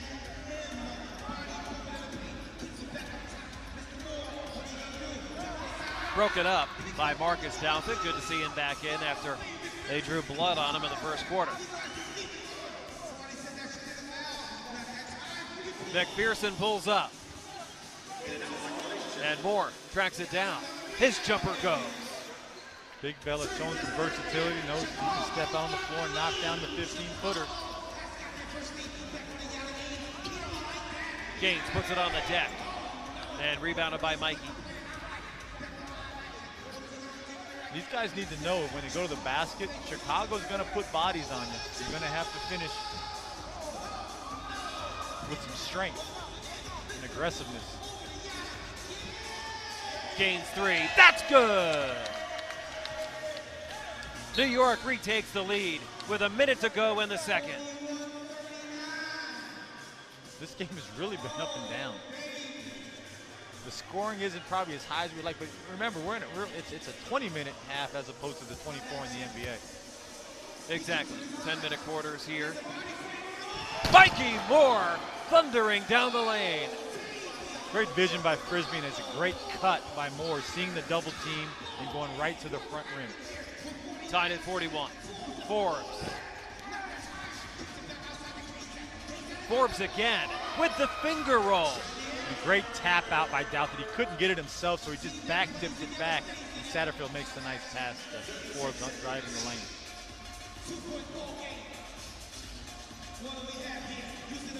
McPherson using the Frisbee screen. Charlie Bell was challenging him to shoot the under 3. 5 on the shot clock. Moore from Jones. He's fouled. Couple guys over 40 connecting on that one. Well, Douthit's a big boy. Slapped down on a little bit, but he definitely was willing to put his body in front of the basketball. See some of the banners up behind Mikey Moore. Vivian Stringer, Hall of Fame coach here for the women's basketball team. She's put plenty of banners along with Teresa Gretz. The Jersey basketball is a special place in Rutgers. You look at some of the banners, Final Fours, national finalists. Eddie Jordan, coached in the NBA, high-level player himself. Pretty cool arena, pretty cool place to play. Thurl Bailey, Phil Sellers. Rebound! There you go! Saved by Bell. 15 seconds left in the quarter. Gaines behind the back to Forbes. Wow! Great catch by Forbes. That ball was behind him. He had to catch it, spin, and finish all in one motion. Chicago down 4. That's way off the mark. Rebounded by Gaines. 1 second left in the half, and that will do it. New York led it by 6 points after the first quarter, and here at the break, they lead the Wildcats 45-41. Good boost off the bench for New York. Now the guards, talk about Charlie Bell and Sundiana Gaines. You're bringing in guys that are high-level guys off the bench. They controlled tempo. They pushed and fixed their spots. And they really weathered a storm because Chicago physically was really defending, putting bodies on them. They did a good job of just weathering the storm and then taking the lead as they go into halftime. I think New York also trying to find themselves on offense. They were led by the guards, Satterfield and Barrett last time out. Now they have to work Stoudemire in and guys like Charlie Bell and other talented former NBA players to try to figure out where the shots are going to come from. Jack Brewer standing by with the head coach of Chicago, Nick Anderson. Nick Anderson, man, y'all got physical in that second quarter. What happened? Well, we started taking it to him, but, you know, I can really go back and look. Did I drive my coach this crazy when you're taking a quick shot and not getting into your offense and being patient? Well, I know how you feel if that was the case. But if we slow the ball down and move the ball, or pick and roll, a big man dive, and be patient, we getting all the shots that we need, but it's the quick shots in transition that we take. We don't have anybody under the board to rebound. You're taking a shot in transition, they getting the rebound, and by the time our big man get down, they're on the other end of the floor. So you got to be patient and take some good shots. I can tell you right now, if they feel your energy, they're going to have a good second half. Tell us a little bit, is this a redemption game for you? Oh, no question. I told the guys before the game, they stole one from us in Chicago, but I'm trying to win this game. There's no doubt about it. I want to win this game, and we got to pull it out. I can tell you're ready. I'm not going to hold you. I know you want to get to the locker room, Coach. Thank you so much. All right. We're going to come out with some energy. Y'all heard it right here. Mr. Anderson said he's coming out with a lot of energy. Man, this is the physical matchup. Back to you guys. Okay, Jack, good stuff. And I don't think anybody's having more fun in the gym than Nick Anderson right now. He is enjoying being a head coach. Of course, a former star for the Orlando Magic for 10 years, a couple other NBA teams as well. And I think he took some quick shots in his day. He did. Saying all that, he was a pretty darn good shooter, too. The one thing is, there's nothing wrong with quick shots. As long as it's open, in rhythm, then that's a good shot. When you're taking quick, contested pull-up jump shots, that's when you're going to hurt yourself. And I think that's what Coach Anderson's talking about. They just got to have better ball security when they get the stop, and then they got to make sure they're getting a quality shot after that. Candy Hurts, what's going on over there in the stands? Well, it may not look like it right now because the music has stopped, but this amazing woman has to be the best dancer we've got in the stadium. What's your moves going, girl? It's going good. I just got off of work, and I'm ready to go. Who are you going for tonight? Sorry? Who are you going for tonight? New York, all the way, baby, and why? Anyone in particular you're excited to see back on the court? Amari Stoudemire, he's like my everything. Well, I do believe sometimes you get a chance to have a bit of a selfie and maybe an autograph for some of the players afterwards. So fingers crossed for you. What would you get signed? Probably no, a piece of paper with something, like my ticket. I'm going to get my ticket signed right here. Well, she has got the great energy tonight, and look out for people like her. We want to see some good moves like this, because this is, I have not got moves like that. There is no way I would even try. Maybe the boys do. Guys, let's see what moves you've got going on. There'll be no dancing over here at the table, and that one almost got a little dicey. Good thing we're on cable. You're not going to see the white man overbite by me tonight. I promise you that. Not going to happen.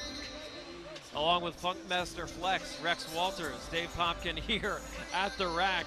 45-41. The New York Gotham Ballers on top. Gary Forbes leading them with 13. Amari Stoudemire 9 points, 5 boards. Andre Barrett 7 points. Chicago being led by Will Solomon 8 points. Last night at the Hyatt, I had a chance to check in with the president of the Primetime Basketball League, the former Lakers star, former Nets coach, Byron Scott. Let's listen into that.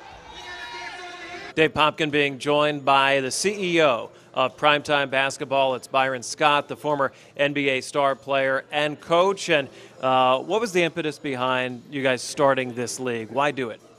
Well, we just felt there was a void out there for guys who had played in the league for 10 years or 2 years that were kind of pushed aside from the league because of whatever reason, to give them an opportunity to play.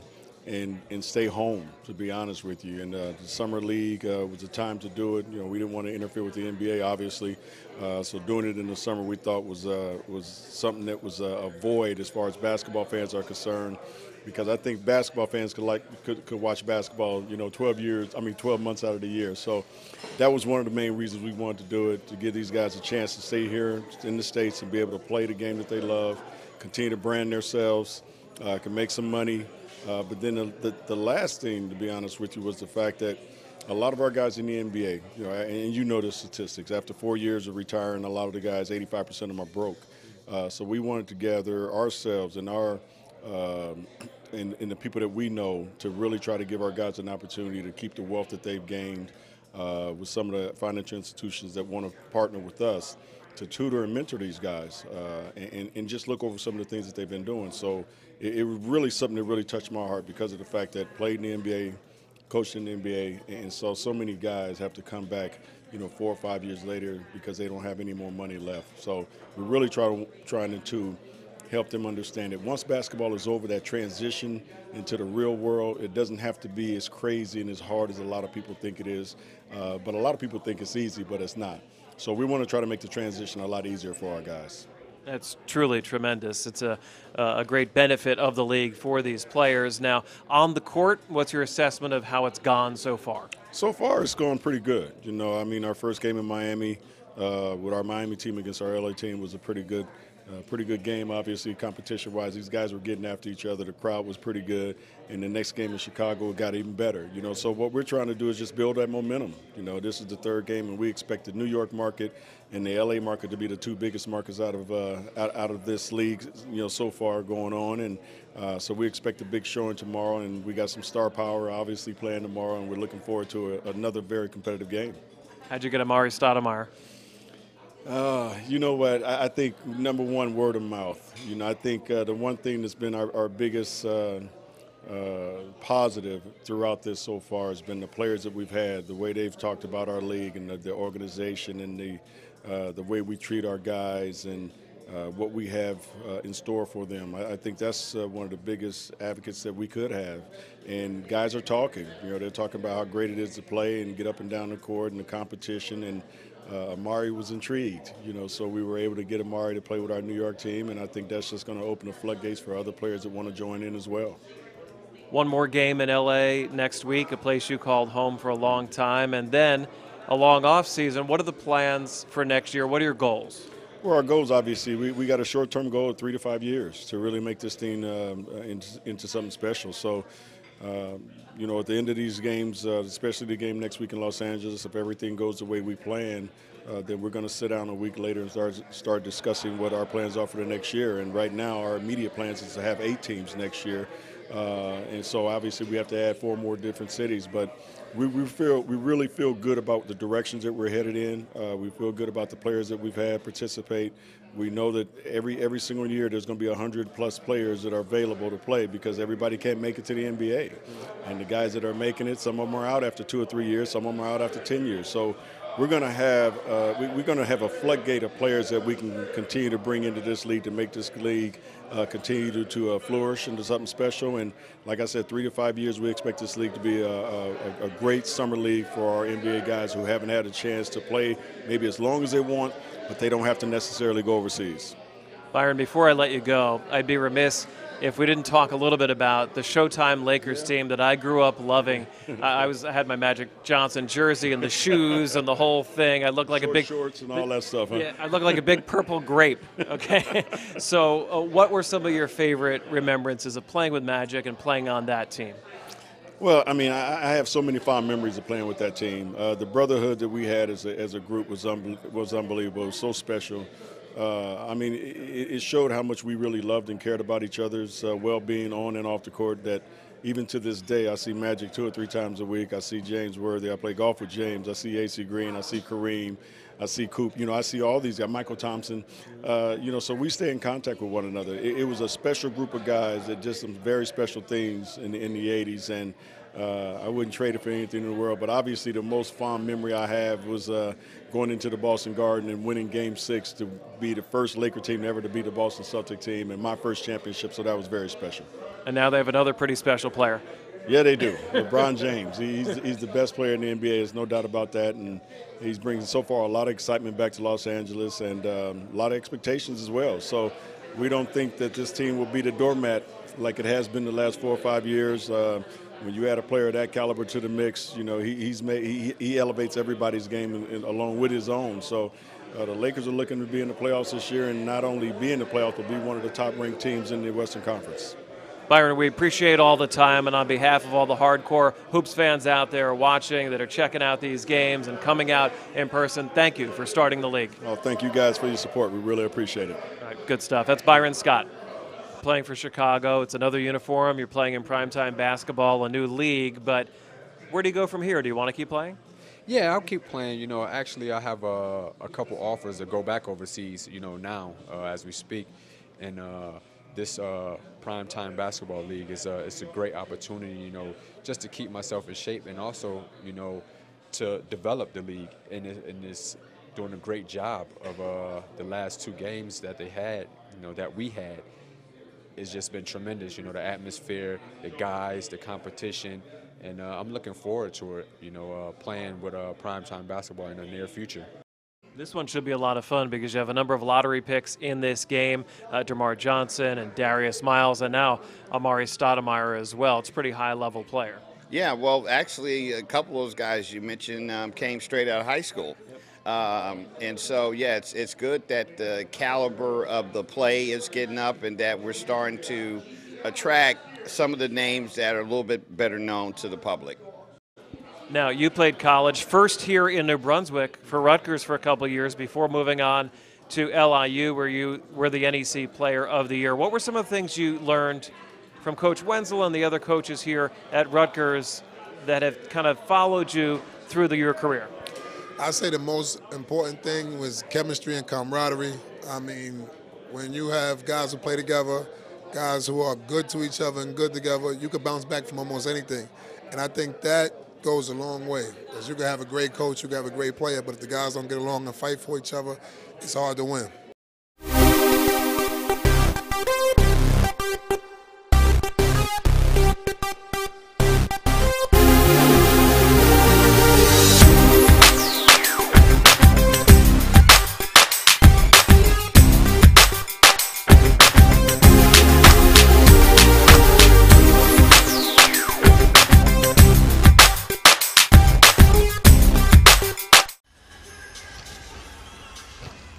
Back with you live at the Rack in Piscataway, New Jersey. The Chicago Wildcats taking on the New York Gotham Ballers here in the Primetime Basketball League. Dave Popkin and former NBA star Rex Walters with you here at the Rack. And what were your impressions of the first half? Well, Chicago came out and they had great defensive intensity, physicality. The biggest thing, and you pointed out, turnovers, shot selection. If they can solve that problem, they'll really have a chance to win this game. New York answered some of those questions in terms of can they handle the physicality, but also their talent level has gone up with the guards coming off the bench with Gaines and Charlie Bell. Some decent balance for New York. Gary Forbes with 13. Amari Stoudemire had 9. 7 for Barrett. 6 for Sundiata Gaines. 5 for Kenny Satterfield. 5 3-pointers and 8 out of 9 from the free throw line. Some good signs for New York. Talk about Chicago handling the basketball. That got New York out in transition a little bit. 13 turnovers, only 5 assists for Chicago.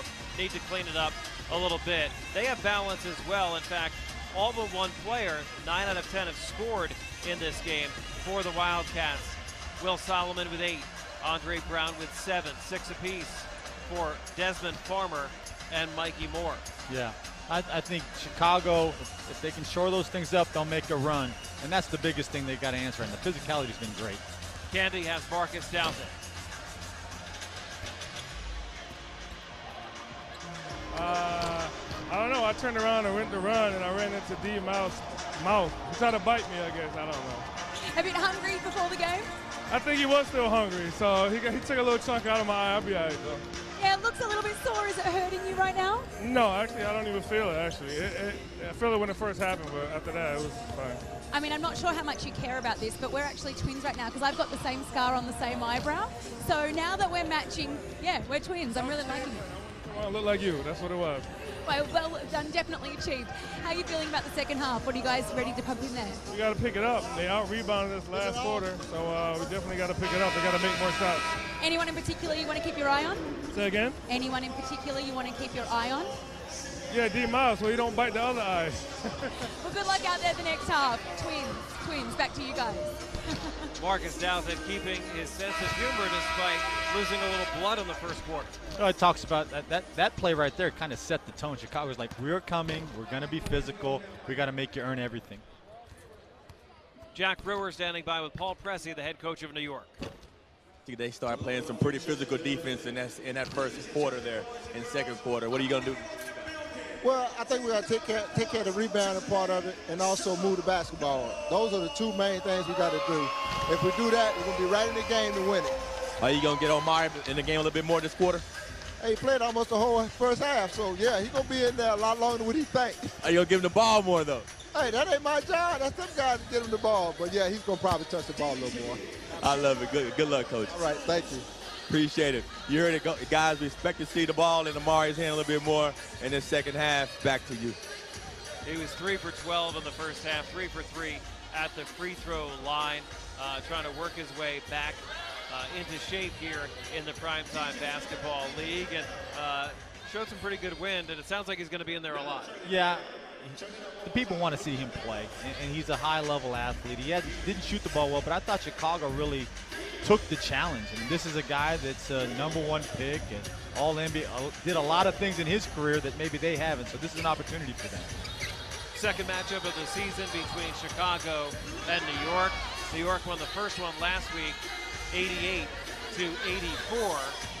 And here, after one half of play, New York still leads it by 4, 45-41, and Gary Forbes is standing by.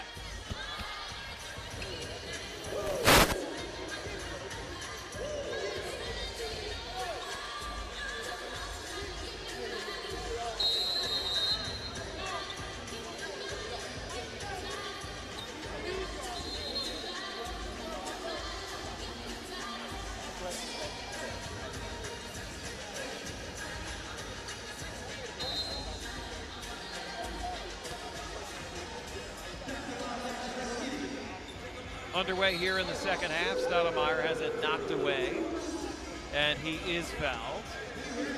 Andre Brown got him. You have a no-fly zone when it comes to the paint with Chicago. They are going to put bodies on you, and Amari's not liking it, but that's the way it's going to be. Second foul on Brown. He had a good first half, Andre. 7 points and 5 rebounds.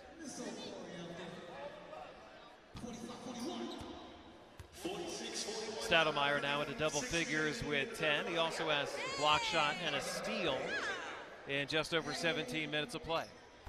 Well, Chicago doesn't have the same height, but they definitely have the physicality.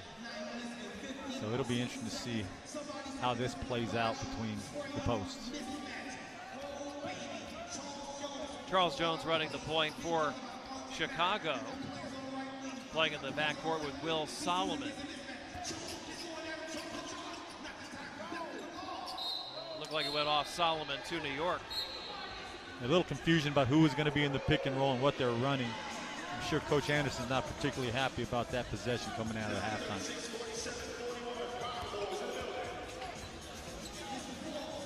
Forbes finding Douthit on the pick and roll.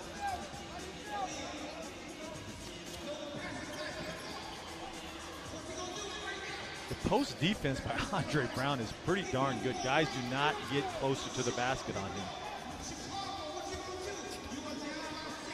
Solomon left wide open for 3. New York dodged a bullet right there. They never got matched up. Barrett off the shin of Satterfield. Couple New York City guys. Sometimes when you bring in new players, it sets off your rhythm, and I think that might have happened a little bit with New York. Satterfield and Barrett played a lot first game. Now they're splitting time.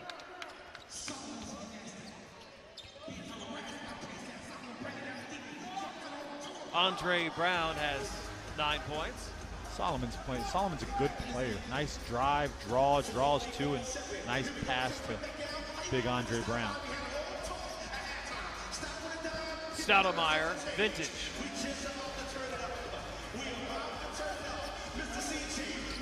New York by 6.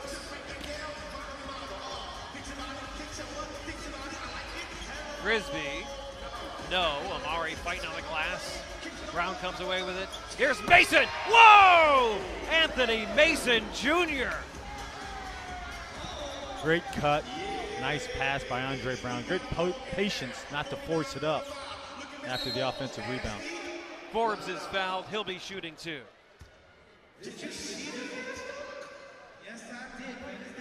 Anthony Mason Jr. with a skywalking move. I just wonder if New York, they're going to respond, or can they continue to play through the physicality? Andre Brown just drove Amari Stoudemire under the basket to get that offensive rebound.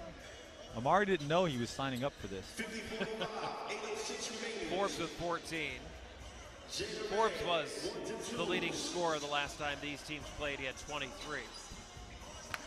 Well, Forbes is hungry. He wants to get to a camp, wants to get an opportunity at the NBA, G League, or even international level. Solomon needs help. Stolen by Barry. 3-on-3.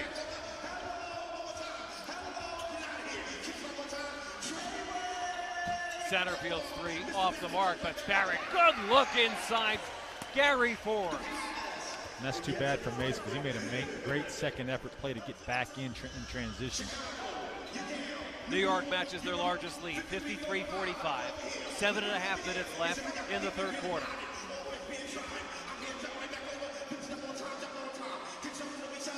Jones, 4-3, that's good. Great ball movement by Solomon, took the double team off the pick and roll, stayed strong and sure with the basketball and delivered it. Growing up, played at the Soul in the Hole in Brooklyn. Played for LIU, Chicago Bulls, LA Clippers. A long career for Charles Jones.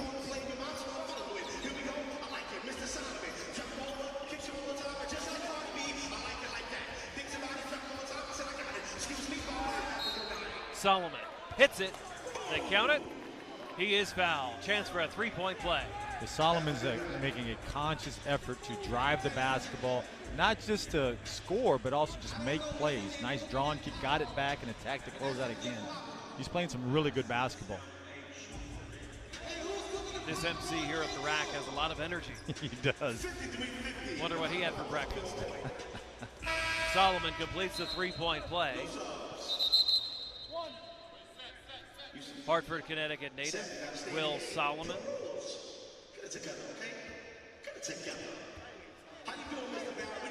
Played for the Grizzlies, Toronto, Sacramento. Originally drafted by Vancouver. New York by 2. Marcus Downton poked away by Brown. And that's stolen by Downton. And right at Rex. Yeah. Just quick enough to dodge the basketball. Yeah, just tried to do a little too much on that one. He had the weak side open. When you draw that much attention in the paint, you've got to play to the weak side. New York goes big here with Downton and Stoudemire up front. Satterfield goes to the bench. Amari hits it, and he's fouled. That's a great adjustment by Amari. He's not going to just try to overpower Frisbee. He's going to make a quick move and attack him laterally. Got to the basket, got an advantage, and way to play through contact and finish the play.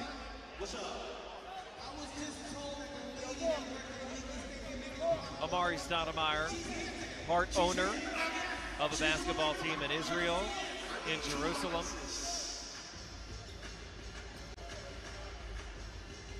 It talks about the intelligence of Amari as a basketball player. For the first half, he was just trying to dip his shoulder, overpower guys, and he's made an adjustment to use some quickness against some of the size of Chicago's post players. He and a number of these players have played in the Big Three over the last couple of years. A lot of chances for players to extend their career, not just NBA Summer League, but the basketball tournament and this league, obviously. Mason, and rebounded by Eddie Basden. Basden struggled in the first half last week too, but I thought he really played a lot better in the second, so we'll see if he answers that call.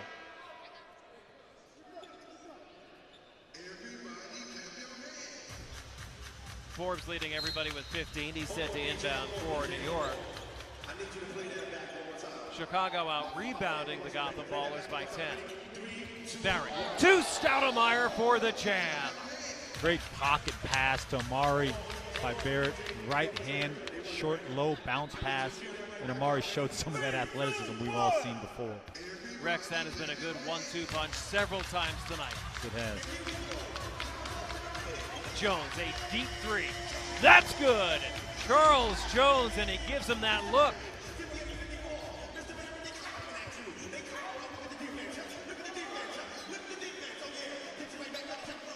Little wet spot on the right side. Poked away from Amari. Now, Andre Brown's really good at holding guys off and using that weak hand. And he's the beneficiary, running the floor. It makes the steal, runs the floor, and gets a dead layup, as Amari complains about the call. 2-point game. Stoudemire shooting 2. A little talking going on between Stoudemire and Brown. But Amari he's now facing up and looking to attack off the face-up as opposed to just backing down. The Chicago bigs, you're talking about Brown, you're talking about Frisbee. Those guys are physical specimens that can hold guys off with their chest, and they have the toughness to do it as well. Now Amari's made that decision that he's going to use his quickness to attack him. One more game next week. Rex and I will be with our crew in Los Angeles as Miami Beach will come a-calling. UC Irvine will host the game on September 16th. And that'll be the final game of the season, kind of a 4-game showcase. Byron Scott talked at the half about expanding next year, hopefully to 8 teams here in primetime basketball. There are no shortage of players. A lot of guys starting to see this is a high level of play, and they want a piece of it. No, there's no shortage of really good players. I'm at Nevada Reno and Armand Johnson. I told him about it. His eyes lit up. So you got a lot of guys that have a lot of basketball in them, and they will love the experience of primetime basketball. 4-point game, New York on top as Amari hits his free throw. And Stoudemire with a rebound. Barrett, beautiful pass. Basden lays it in. Yeah, once again, a great pocket pass in transition by Barrett. Mason knocked away. Stolen by Gaines. And this is the Achilles heels of Chicago, is the turnovers. Charlie Bell for 3. That's good. You've got to take care of the basketball. And I know Nick Anderson has got these guys playing really hard, but you've got to have ball security. Timeout Chicago. New York takes their largest lead, 65-56. 4:33 left in the third quarter. Wow, we're starting to see some separation here. New York getting out in transition. Jack is standing by in the Chicago huddle. So they extended the lead a little bit. What you guys going to do to rebound? Stop taking quick shots. Get down there, make them play defense, and get some good quality shots, or get to the free throw line. Y'all played real physical at the end of that first half. You going to get back to that type of basketball? Oh, yeah. We're just making bad decisions right now, but we'll get back into it. All right, good luck. Have a good quarter. You already know it. You heard it. They're going to get back at it. Chicago's down a little bit, but hopefully they'll bounce back. Back to you guys. Okay, Jack, and Mikey Moore, a longtime veteran of basketball, 9 years in the NBA, and he thinks like a coach. He does. That's just his experience. He's seen basketball over and over again, 82-game schedules for 9 years, but he understands you got to get quality shots every single possession. That's what's going to get you back in this game, and that's what Chicago needs to do. Mikey's also played in the D-League. He's played CBA. Not a lot of time overseas. He's chosen to play here in the States, closer to home, and it's worked out for him, and his team needs a little punch right now, down by 9 here midway through the third quarter. Happy to be with you at the rack in Piscataway, and Andre Barrett's passing has been a big difference this quarter. Really has. 2 beautiful pocket passes, sees the little gap in the zone and in the defense, and delivers it on time, in rhythm, so guys can make plays. Amari with the dunk, and then another play right after that to get a layup. Amari's had a few dunks, and he's been able to hit the baseline jump shot. He's made his free throws into double figures. He's looked good. He really has. He's in great shape. You can tell this guy takes great pride in how he prepares to play basketball. So the proof's in the pudding. He's delivered, especially in the second half. He's one of these guys that has done well, and he doesn't need to play basketball, but if he wants to play at a high level this year, he could. Well, basketball is in his blood, and all these guys, the basketball is in their blood, and they can't get it out. So when you still have a chance to play and compete, these guys want that opportunity. Chicago wearing black, New York wearing white. They are the hosts here. And the Wildcats are down by 9 with the basketball. 4:20 left in the third. Will Solomon running the point. Jones is feeling it, just a little short. Maybe fighting shot clock a little bit, but the picks by Chicago have to create an advantage for their guards, and they're not right now. Extra burst there from the former Hawks Sunday out of game.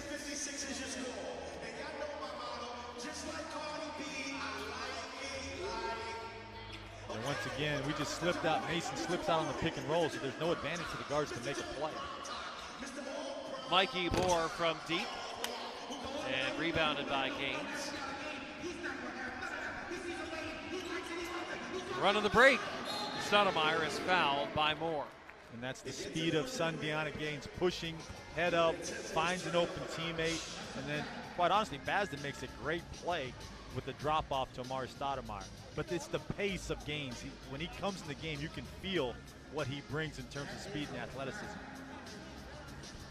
Stoudemire, of course, with the Suns and the Knicks, but also played with the Mavericks and the Heat over his 15-year NBA career. Interact with us online. Check out our website, primetimebl.com, BeTerrific.com.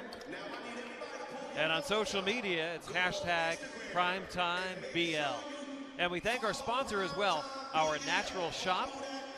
They have a lot of great natural products, healing products, things like that. And they have joined us at every stop on our tour here in the Primetime Basketball League. And the guys like using the products, and we thank Our Natural Shop. It's really important, especially at this age, what you're putting in and using for your body. Just another tough possession for Chicago. New York has definitely picked up the pace off defensively. That's 3 for Eddie Basden, and the largest lead is extended by the Gotham Ballers, who are really rolling now. 72-56 New York. Nice to see one fall for Eddie. He got off to a slow start in this game. Jones around his man, now to Moore. Broken up by Basden and a foul. I think that's probably one area with Amari changing of direction.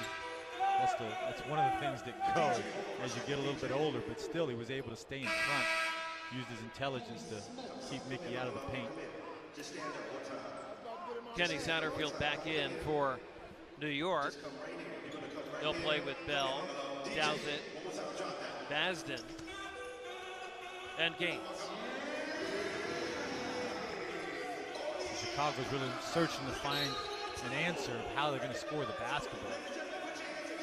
The pick and roll wasn't working. They had pretty good ball movement, but just not able to get quality shots. Mikey Moore playing point center on that one, calling out that play. Mikey knows how to play. He understands it. It's great to have a guy like that on the floor with you.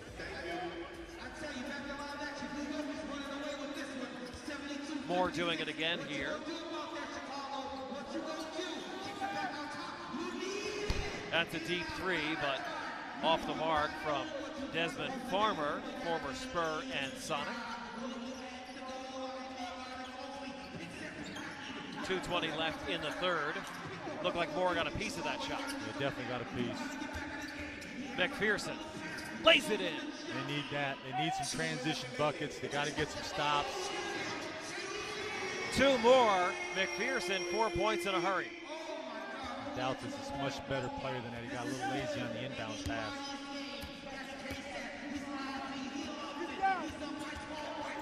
Satterfield to Douthit. Basden, corner 3.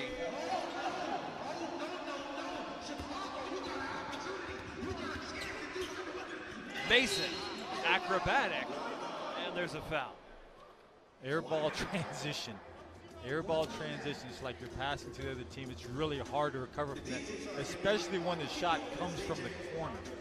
You just don't have any kind of defensive balance, and Chicago took advantage of it. You got to the basket, you got fouled. Anthony Mason Jr. to the line, former St. John's player. Started the Family on 3 Foundation 3 years ago after his father, the great Anthony Mason Sr., passed away. There wasn't a tougher New York Knick, and when you talk about the Knicks, you're talking about Charles Oakley. You're talking about some tough Larry Johnson. Anthony Mason was really special when it came to toughness, intensity, and just a will to win. You can see it in his son as well.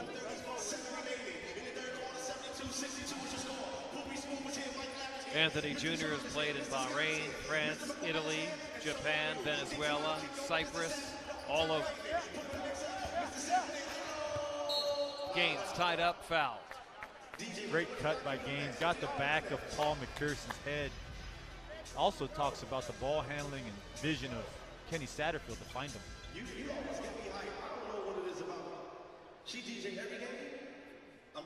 72-62 New York. 1:22 left in the third quarter. We're here at Rutgers for Primetime Basketball, the inaugural season. Dave Popkin, Rex Walters, Jack Brewer, Candy Hertz. Very similar to last game. You know, New York got out to a lead in the second half, but Chicago just hung around, had a chance at the end. So there's a lot of basketball still to be played. Sundiata Gaines, the former Georgia Bulldog, played most recently in Uruguay. He's a New York native, made 1 out of 2. Gaines has played for a lot of teams, the Jazz, the Timberwolves, the Raptors, the Nets. Whoa, look out, Mason trying for another big jam.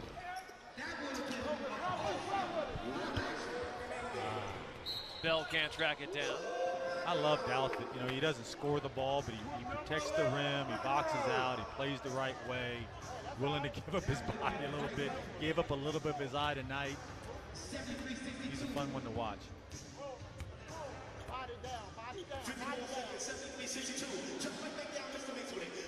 Inside out basketball, Moore knocks it down. Nice pass by Mason, on time, in rhythm.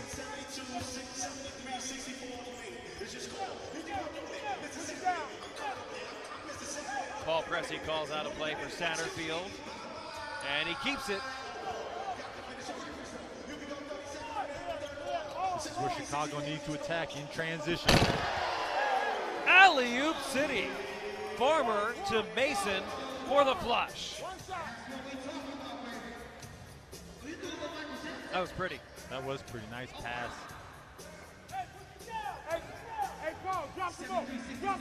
Lead is down to 7. Looks like they're just going to ice. Nope, going to high pick and roll. 1 second differential. 4 on the shot clock. Gaines is tied up. Moore, McPherson for 3. No good. Yeah, he just rushed it right on the catch. Paul's got to look at the shot clock, look at the game clock to know how much time he has to get a shot up. New York had a double-digit lead, but it's down to 7 here after the third quarter of play. Just 10 minutes to go. 73-66. New York on top. This has been the return of Amari Stoudemire, and he's played great. Yeah, he's getting you know, a little stretch right here in front of us, but he made an adjustment. The physicality of Chicago was bothering him, and he used his speed and quickness to attack in face-ups, and that's got him some easy buckets and got him to the foul line. Leading New York in scoring at this point. Candy standing by with a special guest. Hey, Terrific, if you are loving what you're seeing on the jerseys tonight, the logos, Aisha's the one who actually designed them. Where'd you get your inspo from, girlfriend? I really did a lot of research on each team. I tried to take a little bit of the old logos and kind of reinvent them, you know, to kind of, like with the Gotham Ballers, you know, I made it reminiscent of the Knicks just to, you know, like we have to represent still, you know, those are still our colors. And yeah, I mean, I did them over the span of 3 days, 4 logos in 3 days, and it's amazing to see them come to life, and the players really like bring it, you know. And it looks so good out there. Now, I bet your boy is pretty happy he's your +1 today. You're a massive fan, aren't you? Who are you so excited to see today? Actually, this whole league is amazing. They're doing great for, like, you know, the first couple weeks and everything. And they're really going to make an impact out there, so I'm really excited to be here. Awesome. Thank you so much, guys. We're going to head over to the Chicago bench now.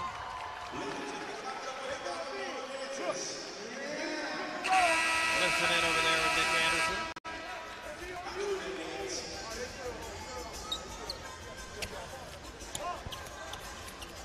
Nick has got to be happy, Rex, with the way his team has weathered the storm. Yeah, they're really competing at a high level.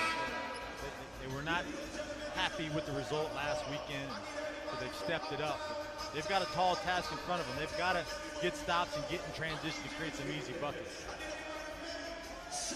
New York leads at 73-66. They'll shuffle their deck and put Barrett back in with Satterfield in the backcourt. Quentin Ross will get some run here with Stoudemire and Bell. McPherson sees a matchup that he likes. Yeah, bad spacing by Chicago. It's like that's all you need to do is give me some space and give me the ball in the post. Let me go to work. It's almost like he hit the "that was easy" button. Satterfield. Not that time. Cleared by Mason. Here comes McPherson again for another 2. And again, missed layup, transition offense for Chicago, and they get an easy one. He's into double figures, and Satterfield is fouled. It's the effect of Chicago always putting a body on you, that now when New York goes to the basket, they always feel like they're going to get hit. And instead of playing through it and keeping your eye on the rim, they're looking for the foul call. Leading scorer of this one is Amari Stoudemire, 21 points, 7 rebounds. Satterfield has been a contributor. He has 5, make it 6. Now 37 years old. Amari's definitely been worth the price of admission. Just to see that type of size, speed, athleticism, and just understanding of the game has been fun to watch. Agreed.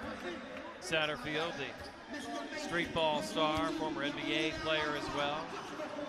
Makes both free throws, his team up by 5. McPherson operating in the post. There's a lot of contact on that one. They let that one go. Barrett finds a man.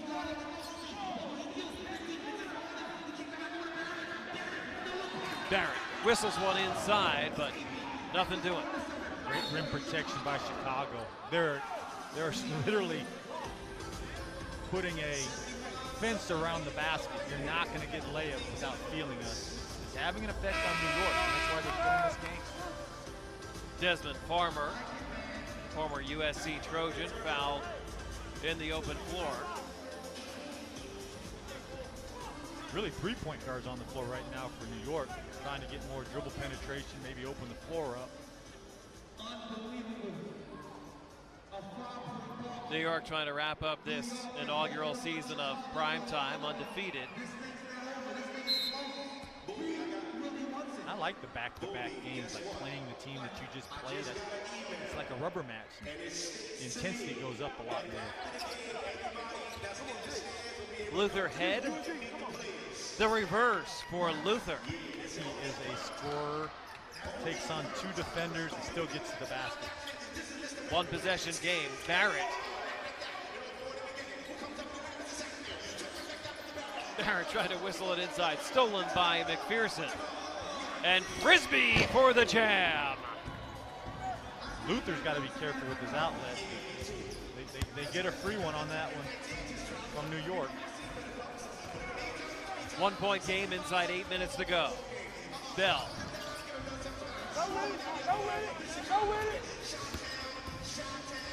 Great pass. Wow. Bell breaks it up. Here's Barrett. 2-on-2. Good look. Satterfield 4-2. Just a demoralizing play for Chicago. You've got guys sprawling, diving on the floor, and they just don't come up with it. And had a layup. Frisbee had a chance for a layup to cut this thing to 1. Actually, maybe take the lead. One assist after another for Andre Barrett, who has been impressive for New York.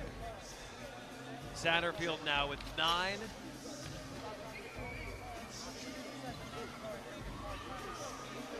Jack Brewer, what's cooking?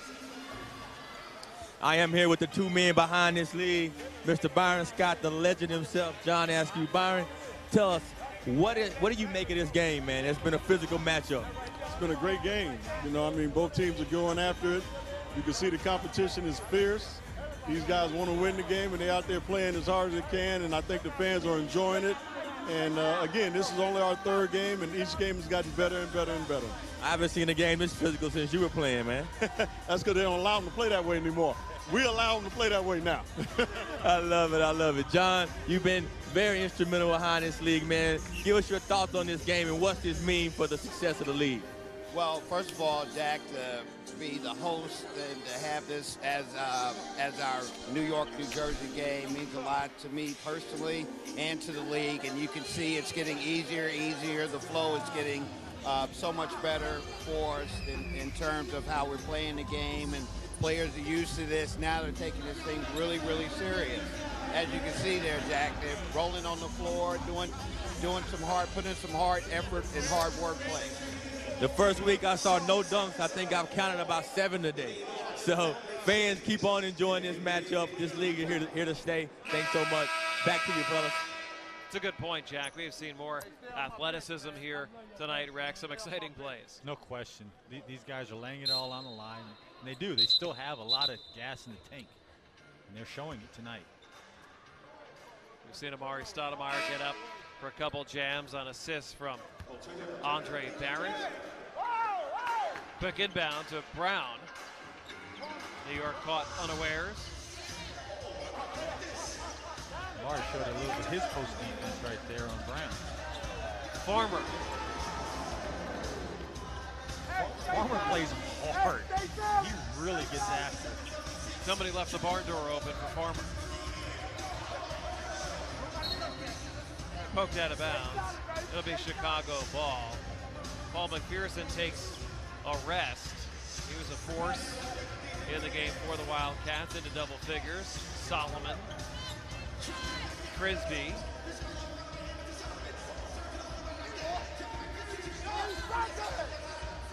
Plenty of time. Farmer gets the roll. That is some gritty basketball going on right now. Guys fighting to get the ball in the hoop. Chicago is down by 14. They lead by 1, 78-77. 6:25 left. Stoudemire pulling his way in. Not that time. Ripped away by Frisbee, and ooh, a big foul. It's hilarious to see Amari's glasses get knocked off. No call being made. Frisbee's got his hands straight up in the air and just playing physical, hard, tough-nosed defense. Stoudemire has 21 and 8. Picking up where he left off. He's earned those 21 tonight. Luther ahead with a long 2. New York's got to figure out what they're going to do on that pick and roll. Are they going to show? Are they going to drop? Are they going to be up? Solomon can score the basket and so can hit. Barrett gets into the lane. Can't finish it. The length and physicality of Frisbee and Brown really affecting shots at the rim.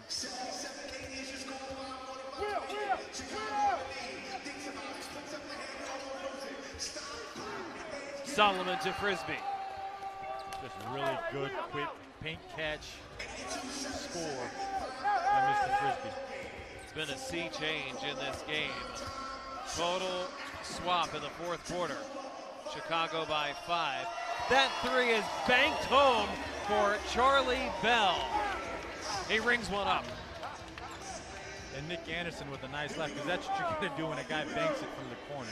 You just got to laugh it off and get to the next possession. Chicago up 2 by the ball, with the ball. Just over 5 minutes left. Farmer's three, no. Stoudemire, rebound, and he is fouled. Moore's like, every time I touch the ball, I get hit. It's not fun. I called that foul. I don't know if the officials are going to blow the whistle, but you got to understand, Frisbee and Brown are like, you know what, this guy's like an all-time great, like an all-star. Like, this is my chance to go up against him. Center field like a hot knife through butter. A lot of miscommunication in terms of what we're doing in the pick and roll, and Satterfield just hesitates and goes. Tied at 82. Another close one in prime time. What else is new? Andre Brown. No, and he's fouled. Yeah, Forbes just got to go vertical. That's a matchup that Chicago can exploit. Once again, New York's gone small ball, 4 guards, 1 big, and New York staying with their big bruising matchup. They're the Bruise Brothers when you talk about Frisbee and Andre Brown. They'd embrace that nickname, I'm sure. But the thing is, they're bruising you with their chest. It's not like they're slapping or hitting. They're just like walling up, playing vertical, but they're willing to take the hit. They might lean in a little bit.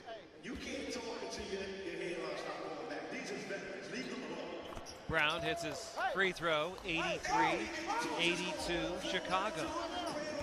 Very similar to last week. Chicago just grinding it out, getting back in the game. Barrett spots up. They get out on him quickly. Gary Forbes, remember him? He was a big part of the offense in the first half. Haven't seen him much in the second. You know that's going on. And it is good. Luther head, a corner three. Chicago 86, New York 82. Luther's the guy that can be like 0 for 5, and you ask him, he knows, like, I'm 5 for 5. I feel good. Like, he is going to shoot the basketball if he's left open. You have to find him. Big difference in this game. Chicago plus 13 on the backboards. I think Chicago's approach is, we're either going to be tougher than you or we're going to be tougher than you. That's it. We're going to physically try to will ourselves to this win. This is a game of skill versus will. I do think New York's got the more skilled players, but I think Chicago's got great will today. We'll see who comes up with the victory with 4 minutes to go. Barrett to Stoudemire. And broken up by Frisbee. New York will keep it. We're here at Rutgers. Dave Popkin, Rex Walters, Jack Brewer, Candy Hertz. Stoudemire tied up. Jump ball. Good call. New York keeps possession. I just love Frisbee's reaction. It's just like, I got this guy. And he may not, but he thinks he does. You know what I mean? Like, I'm going to guard you, Amari. They've held Stoudemire down in the second half.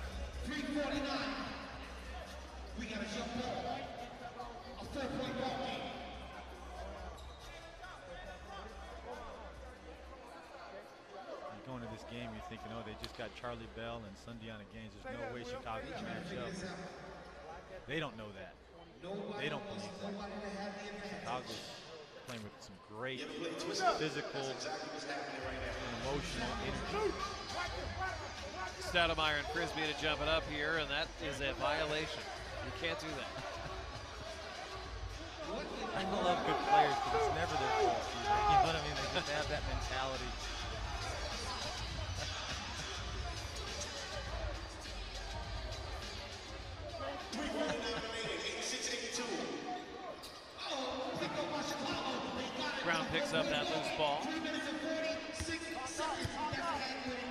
It's Luther time.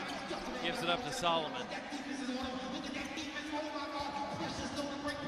Has played some D. Pretty good by Mari. Really good defense on the switch. Frisbee and the foul. Count that basket as Chicago takes their largest lead, 88-82. We used to watch tape in Miami, and if there was a loose ball, Coach Pat Riley would always say, you have to get in the fray. Will Frisbee is always going to be in the fray. That's how he gets that bucket. Frisbee, the former Miami Hurricane, completes the three-point play. New York down by 7. Barrett going right for the jugular, knocked away, and he's fouled. There was definitely contact. It's just whether or not the referee's going to call it either way. Because Barrett's trying to create contact. Solomon's trying to stay in front but hold his ground. It just turns into a judgment call. Andre Barrett, much travel. 7 different teams in the D and G League. 6 different teams in the NBA. And he's also played in 5 foreign countries. He's a good player. He's a good player. It's not the size of the dog in the fight, it's the size of the fight in the dog, and he's got a lot of fight. Highly intelligent, still got a great speed and motor. Plays the right way. He does. Heady player. Come on, stay with it, baby. Stay with it. He's a guy that makes New Jersey, New York proud with his mentality. Former Seton Hall star locally. Andre Brown! And a little slap of the backboard for good measure. New York's in trouble. They're not. They weren't expecting this type of competitive spirit. Satterfield gets the roll.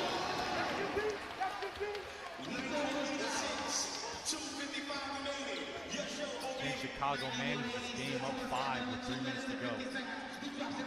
Andre Brown feeling it right now. Big Dog gives it up. Looked like it went off Jones. Disagreement. I always think that if it's a close call, but it's in front of the other team's bench usually gets it. The refs just don't want to hear from the coach and the players. Because I thought that was clearly off of Charlie Jones.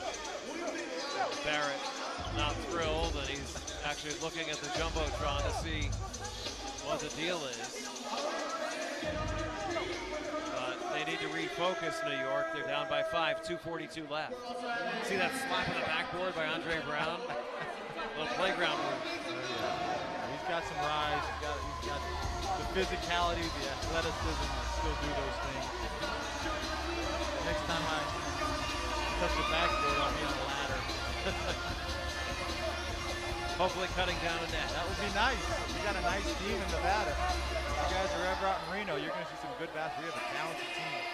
Some guys that have a chance to be future NBA players, and hopefully at 30 they can play in the Primetime.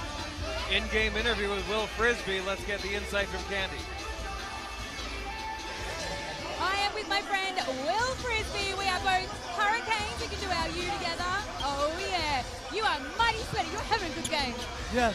Hey, all I know is we need to win. So we're going to do everything we need to do to get this W. How do you feel you're going out there tonight? Going really well. I know they came out. They're playing big, but we're playing bigger. Hey, you guys are now finally in front. How does that feel? And we got to hold the lead. Right now, defense. That's the plan, just defense? Right, go grab yourself a towel before you get back out there. Good luck for the last little bit. Back to you guys. Candy, that makes 3 of us. A lot of Hurricane representation here today. Whoosh, whoosh. Well, he's making him proud today with his effort, intensity. His physicality has been phenomenal. So he's done a really good job. Amari's got over 20, but he's earned every single one of those buckets. Frisbee has been good for Chicago. They lead it by 5 with 2:42 left. Jones to inbound. He's playing with Solomon, Frisbee, Brown, and Anthony Mason Jr. It looks like he's running for office. He's over there shaking hands and kissing babies.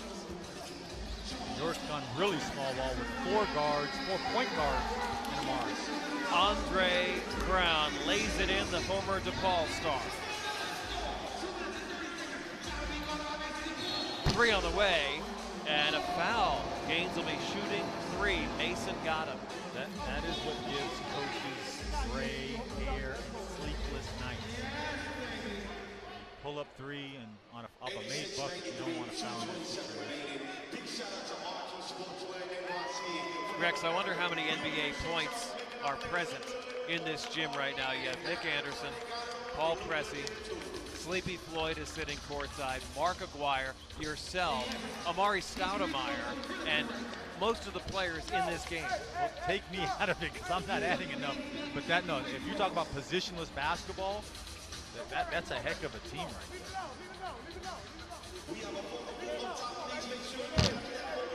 Gaines has one more coming for the Gotham Ballers. This will be it for these two teams, their final game of the season in primetime basketball. Next week we will have Miami at LA on the 16th, Sunday. You're going to enjoy it. It's going to be a good game. Nothing wrong with Irvine weather either. That'll be fun. Just over 2 minutes to go. Solomon. Mason being checked by Barrett. Gives it up. Jones's 3. No. Rebounded by Stoudemire. Where New York has to play in transition. Bell's 3. That's good! Off the assist from Amari. Just got to be careful to overhelp. Amari's outside the paint, still contested, but the defense pulls him too much. The 3 ball will hurt you more right now than a contested 2. A 2-point game. Chicago with the lead and the ball with 1:45 left.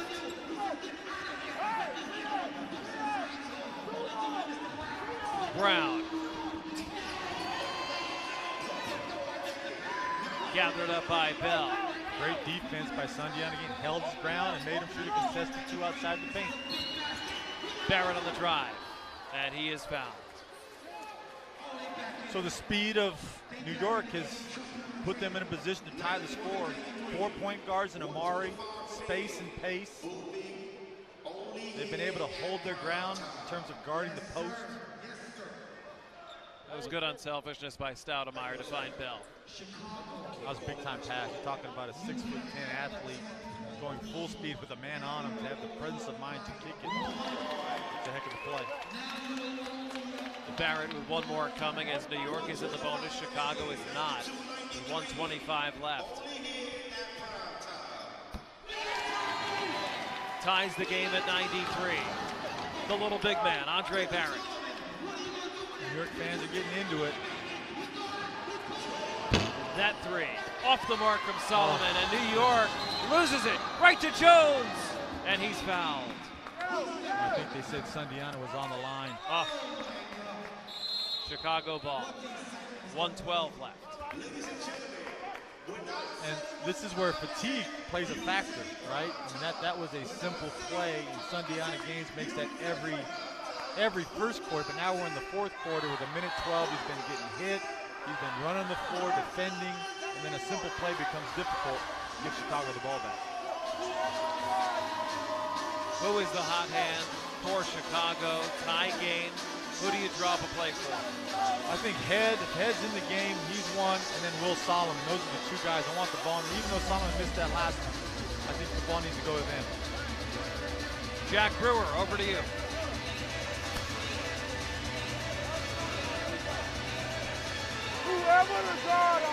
We are here with the DJ herself, Miss Jenna Red. Jenna, how you doing? I'm feeling so good. I'm so happy to be here. It's amazing energy over here. I'm having a great time. What do you think about this game? It's 93-93 with 1:12 left. It's too close. It's too close for comfort. So tell me, have you been impressed by all the fans dancing? You've been keeping the energy in this place going. Yeah, you see me dancing over here? It's nonstop. It's been so fun, so fun. It's my first game, and I'm having the best time ever, so it's really fun, yeah. That's awesome. Well, you really kept the energy up. We appreciate you. Back to you, fellas. Let's see who wins this game. All right, Jack, tie game 1:12 left. These huddles break early. They know what they want to do. Yeah, baseline out of bounds. You want to get a quality look inside out. But you got to look for Solomon or even Head if he's in game. But I think they're going with Charlie. Charlie taking the ball out. The veteran in this game, Jones. Into Frisbee. Did he walk? No, he got blocked by the backboard. He had a shot, got blocked by the backboard, and then jump ball play. Good out of bounds play. Nice misdirection. So it's a jump ball here.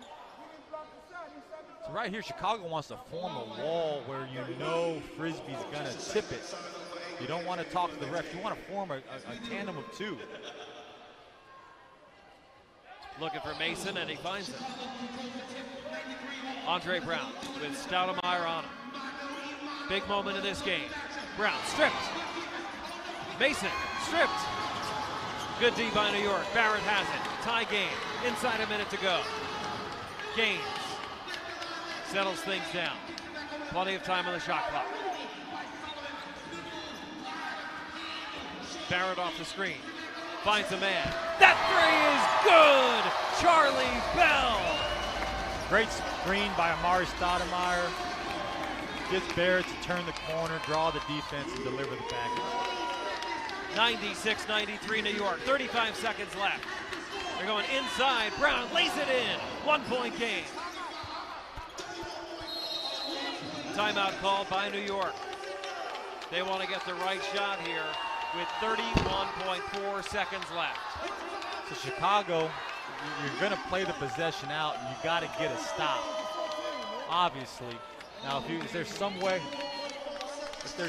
you can get in transition off a turnover, that'd be great. Let's listen into the New York bench. I don't have a mark. We'll take the ball over here. All right? Amara, you there? I don't care who. Get your man here. We're going to take it out here. Man up top. Man here. We're going to flex off. We're going to throw it and get a quick shot. Hey. We just got to get it in bounds. They got to foul. Okay. Hey. Let's use the clock. Box to get it in. Hey, box to get it in. Interesting. You know, at first I think coach wanted to go quick and try to score it so they'd get the last shot.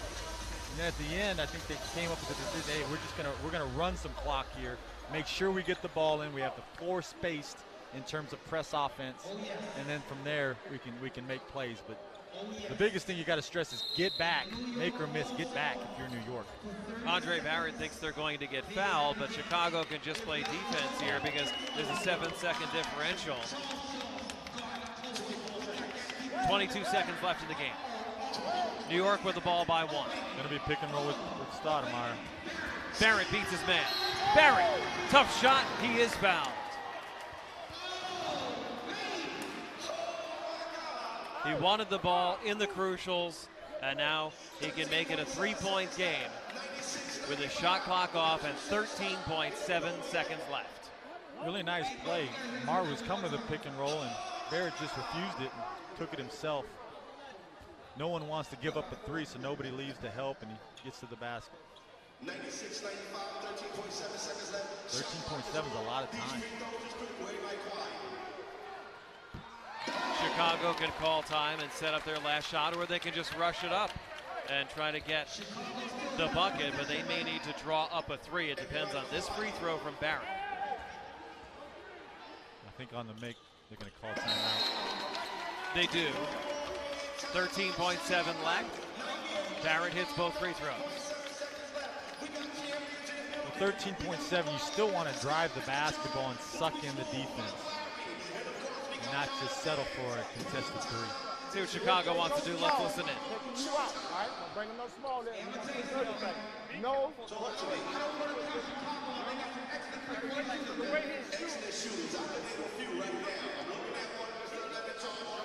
Three, 4, 5. All right?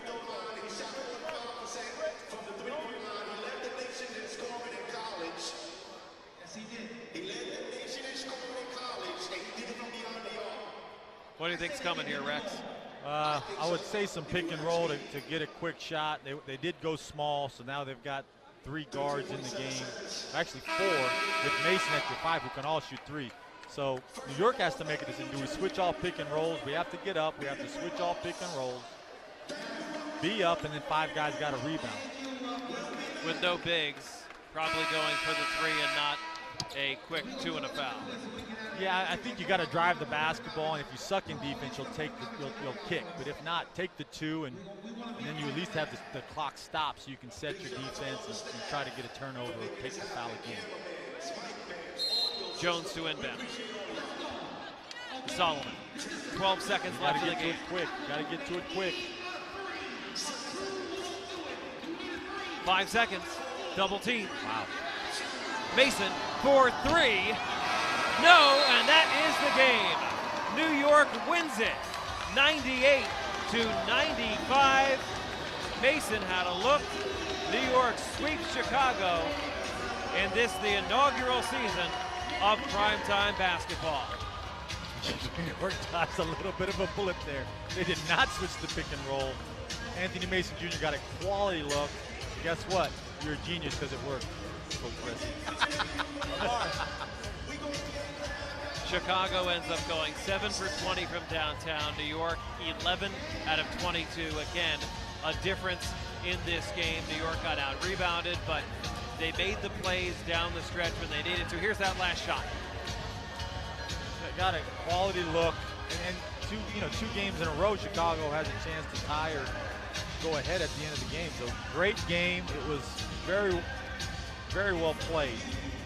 Terrific primetime basketball debut for Amari Stoudemire. 21 points, 9 rebounds, and he is with our Jack Brewer. Mr. Stoudemire, you brought home the victory, man. How's it feel? It feels good, man. You know, we competed today. You know, that's the great thing about it, going out there and competing. You know, it brings the best out of all of us. The fans are super excited. You can see all the kids are lined up around you, man. Everyone's happy to see you back on the court. How does it feel to be back? Feels good, man. You know, I played last year in Israel, won a championship there, so I kept myself in shape the entire time. So it feels good to be back in the U.S. soil. And how important is a league like this? You know, primetime basketball league, this is just the 3rd game. What's this mean for players? I mean, you were on the top of the game, but there's so many guys out there still trying to battle and want to get back on the court. What's the league like this mean? Well, you know what's great for the community. You know, it brings up the fans that don't have the chance to go to NBA games, and for guys like myself to stay in shape and compete. So it's a beautiful thing. So you said earlier you've been doing all kind of stuff. You've been traveling. You know, everyone keeps up with you, man. So how's your transition been, man? You left the league, and it seems like you're setting a really good example for the kids out there, man. Oh, yeah. I'm making my way back to the league. So I've been training all summer long to get myself in top shape for NBA basketball. And I'm pretty much ready. Well, appreciate it, man. It means a lot on behalf of primetime basketball, man. All these fans want to thank you for coming, man. For sure, no problem. Appreciate it. You heard him, Amari, big-time man. You see all the fans around. This is what it's about. Families, come on out. This is the Primetime Basketball League. Back to you, fellas. All right, Jack, good stuff. Amari making some news saying that he wants to come back to the NBA, and it was a pretty good debut. Yeah, no, I mean, he can still guard as 5, skilled enough to play some 4, can switch some pick and rolls. He brings a lot of things to the equation. He brings a presence in terms of you can throw it down to him, you can play through him. He's a good player. He's in great shape. It says a lot about him. At this stage of your career, you've got to maintain your body, and he's done that. All right, Candy is standing by with a special guest. I really want to be talking to this guy right now, but he's too busy taking selfies. Look at this. How cool is that our fans have the chance to really come down and connect with the players. Well done, Frisbee. Hard luck. Really good game, though. How do you feel? Tired. Hey, it was a good game. We came up a little short, but we fought well. You know, and I'm looking forward to a great season with these teams. I think the Primetime Basketball League is going to be a huge success. Yeah, fantastic work. It was so good to have you here. And how nice is it to have the fans around you? People coming up and having selfies. It's a good feeling to be able to give back to the fans. This is what it's all about. I mean, look around. You got the fan interaction. This is what basketball is for. We're able to give back to the community, interact with the kids, interact with the adults, the fans, and just show them that we appreciate them as much as they appreciate us. Frisbee's right. This is what it is all about. We're seeing the fans all around us now, taking photos, having selfies, getting stuff signed. It's a really cool atmosphere in here right now. We'll catch up with a couple more of the players in a moment. Okay, Candy, good job. And a lot of balance, Rex, as you look down the final stat sheet with these players. Mason missed the last shot, but he had 12. 14 for Andre Brown, who played a terrific game. You talked about his defense, but also 14 and 7 on the offensive end. No, really good. And his toughness, right?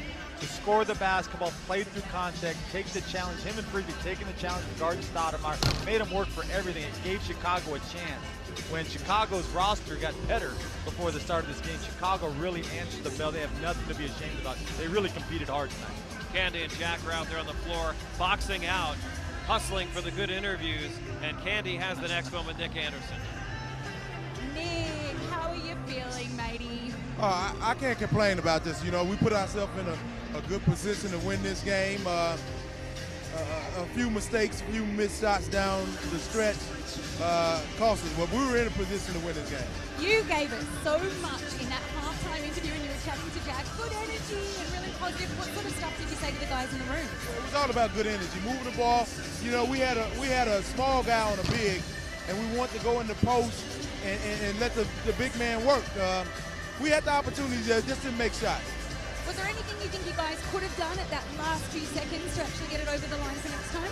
Well, that last play there, they came and doubled the man with the ball, and Will Solomon, he swung the ball.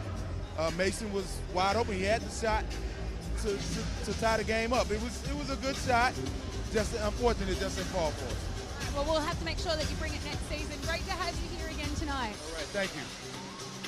All right, Candy, thanks so much. And we talked about some of the stars in this one. Charlie Bell hadn't played much lately, but he steps up 17 points off the bench, and that was the difference. And the biggest one, the one in the corner, yep.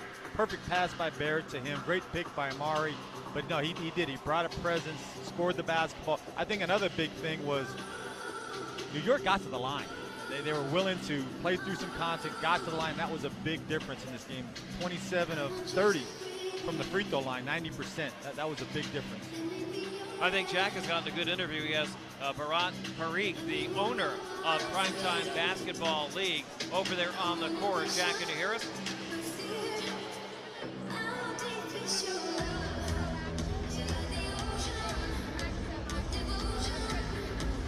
It's like the end of the NBA Finals out there on the floor. How you doing? I'm doing well, man. I'm very excited about the game today. Every game seems to be so close. Is this what you dreamed about for this league? Absolutely. You know, it's all about the competitive juice that's flowing.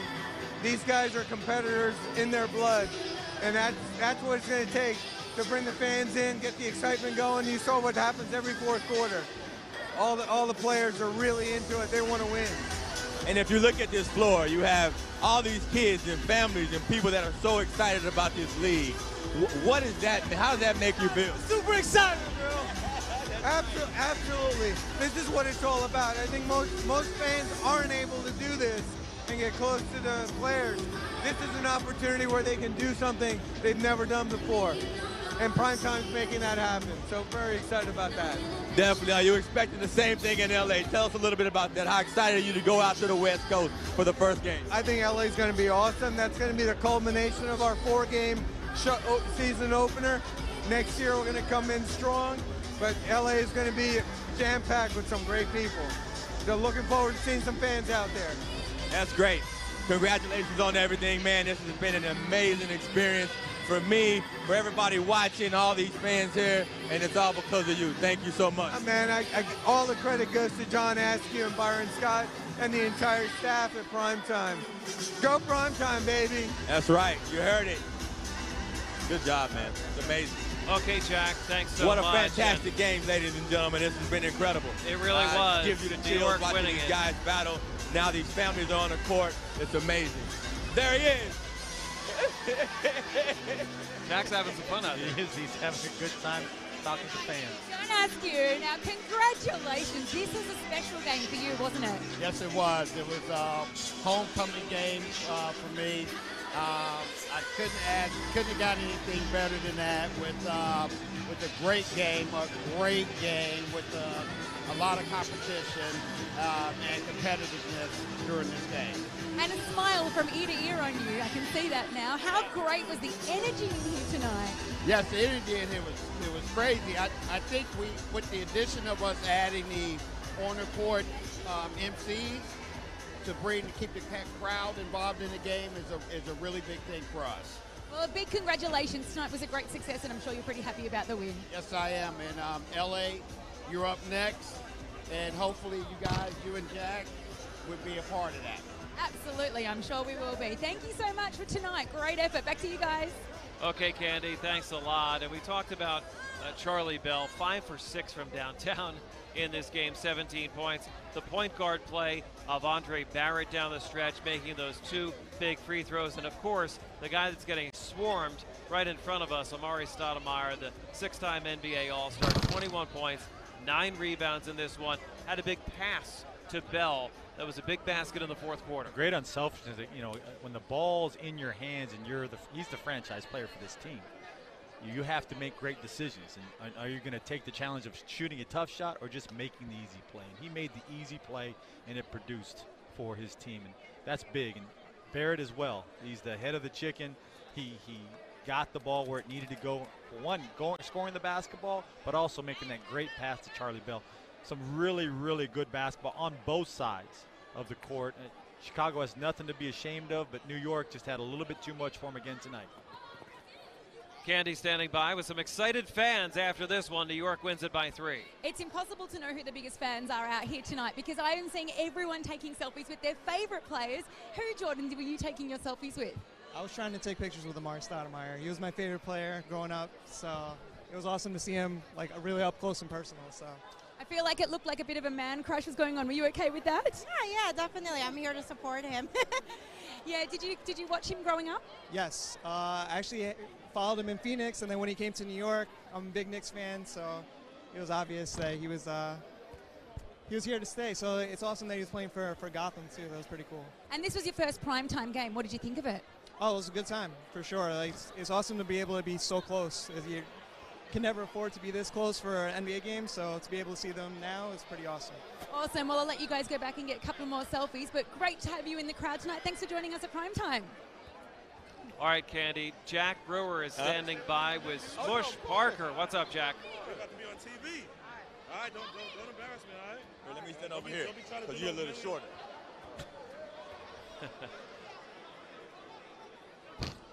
You're going to L.A., right? As Jack lines up his interview there.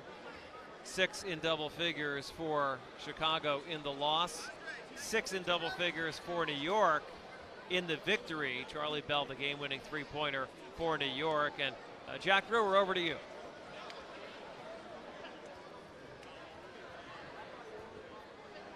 No. Smush, man, give us your thoughts on this game. I know you're getting ready for your big battle next week. Man, I was sitting in the stands, and I saw a lot of my New York guys out there that I grew up playing with, and I was like, I want to get out there. I was on the edge of my seats. But I'm excited for the league. I'm excited for them, and I'm excited for the game next week. So tell me, you got a chance to recover. You know, you've been off 2 weeks now, right? Off? Oh, no, the game never stopped for me. I've been in the gym. I mean, your team has been up. Oh, yeah. It's been a long time since we played. Like I said, I'm antsy. I'm ready for next weekend. It's exciting, man. So you see this league is beginning to develop. You see the excitement. I don't know about you, but that was a physical game that I just watched. Give us your thoughts on that, man. How excited are you about the future of this league? Well, like you said, it was a physical game. A lot of these guys played in the game in the NBA at the highest level when it was physical. So, it's just in us to play hard, and it was an exciting game, wasn't it? And I'm excited about this league and this opportunity that Byron Scott has given us. You see all the families out here, man. Tell us who these guys are with you. These are my nephews. This is L3 right here, and this is Landon. Let me see it, L3. Y'all just met another star of this league, Mr. Smush Parker. Back to you, Candy. I am with one very happy man right now. Is there another word other than excited, happy that you can use to describe? I'm always happy, but it's always good to win. And those guys played their butt off the whole time. It was a great competitive game all the way down to the end. And when they say this is primetime basketball, this is primetime basketball. Did you get a little nervous there at the end? I know my heart was going. No, it's on the players. It's not the coach, it's the players. So they did a great job of closing the game out, though. Was there anything in particular you said to them tonight to really give them that extra boost of motivation? No, not other than rebounding the ball and taking care of the ball, because those were the two things that hurt us in the first half. So we kind of got back into it again in the second half, and they made their run. They took a little lead. But we had the focus and the concentration to get back in and make a couple shots and took care of the ball. How do you think this game compared to the last week's game? Oh, a lot better. I thought the guys competed for 4 quarters this time, and they competed for, the minutes to play out on the floor, so that's what you want. And those guys, everybody wanted to play at the same time, so I only could play 5 at a time. But it was awesome. The energy level was a lot higher. What do you guys do to celebrate tonight? Go have dinner.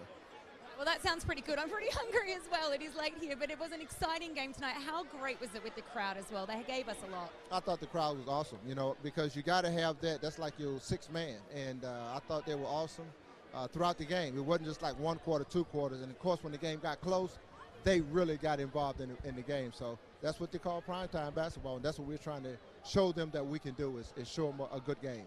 Well, back-to-back champions. Congratulations again. Great effort. And we have got some great people down on the ground with us tonight. Thank you so much to you. Have a great night. Go get yourself some dinner. We have a couple of fans down here who want to come and have a chat. Guys, did you have a good time tonight? Yeah. Okay, tell me your favorite moment. When everyone was on the floor and everyone was falling and stuff, and then they scored. When everyone was on the floor and falling was your favorite moment. What about yours? The last 3-pointer of the game. Oh, it was tight, wasn't it? What did you think about it at the very end there? Were you getting nervous? Yeah. Crazy. It was crazy. And was it good to see the players? Have you seen players that close before? Yes, but I got autographed from Marty Sarmeyer, so that was crazy. Well, that's awesome. Great job, you two. Thank you for coming along. Give me some skin. Woo! All right, Jack, back to you, matey. I am here with the CEO, legendary Byron Scott. I know I'm a fan, so right now I'm happy to just be interviewing him. But you've been so instrumental in this league. We're just talking about the physical play, guys going after it, the competitiveness. Just give us your recap. You know what? I'm so pleased with the way our guys played tonight. Very pleased with the fans and the way they reacted to their home team.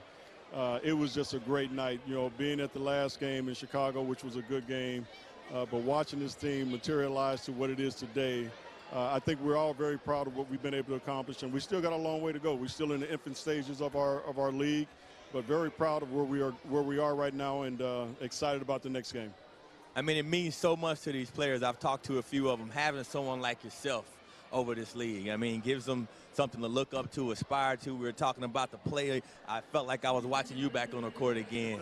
What's that mean? I mean, it has to be humbling to be able to have an effect on these guys that are still trying to get back in the league. It is very humbling, and it's also very satisfying. The guys have that much respect for you, for what you were able to do in the past. And believe me, I don't take any of it for granted. I really, truly appreciate their efforts in coming here and playing for us, and having their trust in me and the rest of the crew to put on a great show and to also build something that's special. And that's what we think we're going to be able to do in the next 3 to 5 years. It's going to be short term, but we really feel that this league can be a very good league for players who are just on the cusp of making the NBA, and then for some of the guys who've played 10 years in the NBA, but they just want to continue to keep playing. So we think we just got something very special here, and we're just going to keep on pushing the envelope, and we're going to keep on riding our players as much as possible, because the players and the fans are the real people we want to please, to be honest with you. We want our players and we want our fans to have a very enjoyable experience when they come to the games. I mean, you see the interaction of the fans. This is the 3rd game, 3-point game. I think the first game came down to the last second. You keep putting these competitive matchups on the court each and every week. What do we expect for L.A.? Same thing. That game went down to the wire. Miami wants to revenge that loss in Miami, so they're going to be coming hard at our LA team. It's going to be fun to watch, and I don't see that game being any less competitive than this one. I think it's going to be a great game to end it with. It's going to be in my city, so obviously I'm taking a lot of pride in going to the arena and watching these guys battle. But Metta World Peace, who I saw last week, is just claiming at the bits, because he's talking about, I didn't play well and I'm looking forward to this game. So all these guys got that competitive nature. So they're really looking forward to playing against each other. And again, we want to end it on a nice high note. Well, Well, thank you, Byron. This has been truly enjoyable for me just to be able to work in this league, and I want to continue to help you guys. And, I mean, all the fans just got to be so excited, man. Thank you so much. Good luck to everything, and we're just excited for next week, man. Well, thank you. I appreciate you guys, and thank you guys for your support as well. Y'all heard it. Mr. Byron Scott, the legend himself. This is an amazing league. Y'all stay tuned. Keep watching. Back to you, fellas. Okay, Jack, thanks so much. And 3 games so far in the league. They've all been decided by 4 points or fewer. Tonight, 98-95 New York. The final, 6 in double figures. The big story, Amari Stoudemire returns. Hasn't played in the NBA since 2016. Played in Israel last year, but he comes in today cold, 21-9. Yeah, it was had to find his game a little bit early. He was getting quality shots and getting to the spots he knows. I think just a little bit of rust, but once he got that going, and then he had to make some adjustments over the course of the game. The physicality of Chicago, going quicker to attack. I thought he was really good today and showed some things. Showed some things in terms of defensively, rim protecting, staying in front on switches, a lot of things that he can bring to a team. So it was fun for me to watch. And a little ragged there at the end, a little crazy, but at the end of the day, the New York guards made the big plays that clinched the game. They did, and it was really neat to see Coach Pressey put basically four point guards on the floor where all guys could pass, handle, shoot, make plays for each other. I thought that was a big key to this game, and they did. They stepped up, whether it was Charlie Bell, Andre Barrett, they stepped up and made the plays they had to make to get the W. Candy is out there on the court. Jack is out there as well with his COO of the Primetime Basketball League, John Askew. Take it away. So, John, yeah, this is got to be pretty humbling for you. I've watched you build this league and have this vision. And so just tell us, how does it feel to be back in your home state, my man? Well, I wanted to definitely do a game here, Jack, and I was a little bit too nervous to schedule the first one here. I wanted to get a couple under the belt and kind of get used to the system. And as we see, this is working tremendously. You know, it's just a time for me to unwind, Jack. I've overcome that mountaintop of having these games that we never got a chance to get done before. And I'm just really looking forward to L.A. There's no time to rest and be happy over what's happened. One last hurrah in LA. That's the last one for this little showcase. What do you have to say to anyone who's thinking about still joining us? Well, I want everybody to come out. That's our finale of our showcase, 4-game showcase, and then it's obviously off till next year. But we're expecting a tremendous crowd out in LA. It's going to be Byron's game, and he's the CEO. He's the former world, 3-time world champion, coach of the year, back-to-back NBA Finals coach. So we expect it to be a lot of Laker contingency in there. Well, we are really excited for that final game. It is next Sunday, of course. And then is there any little hint you can give us about what's going to happen to the league next year? Oh, okay, yes. We're going to expand from 4 teams to 8 teams. We're talking right now about a 64-game schedule versus us just doing the 4. So it's going to really intensify. It's going to look very similar to what we see with the NBA, with playing multiple games potentially during the week.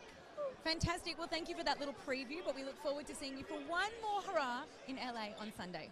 Yes, one more hurrah, and then I get to take a vacation. You don't vacation, man. Be for real. No, Jack, we don't vacation, man. That's not even in our system.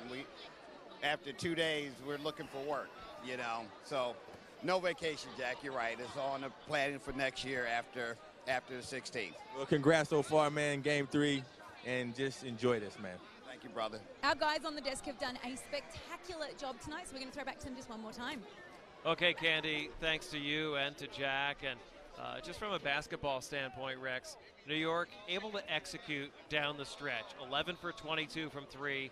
They only missed 3 free throws. They're 27 for 30. Once the officials started blowing the whistle, New York was able to get to the line and make those free throws. Well, there was a big commitment to get the ball to the paint. It started with Amari, getting him the basketball, getting to the paint, but also then their guards continuing to attack, getting through the physicality of Chicago to score and play through contact, getting the foul if that was a bonus. And that's exactly what they did. 27 for 30 is really efficient.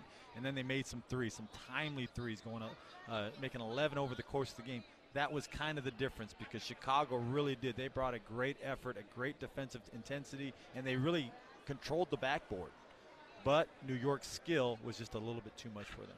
Double-figure games for Will Frisbee and Andre Brown up front for Chicago, but just not enough. Amari Stoudemire, 21-9 in this game. And Charlie Bell, who hadn't played competitively for a couple years, who was coaching in the G League, comes up with 17 points, 5 for 6 from downtown, game-winning three-pointer. He's a big story tonight. He really is.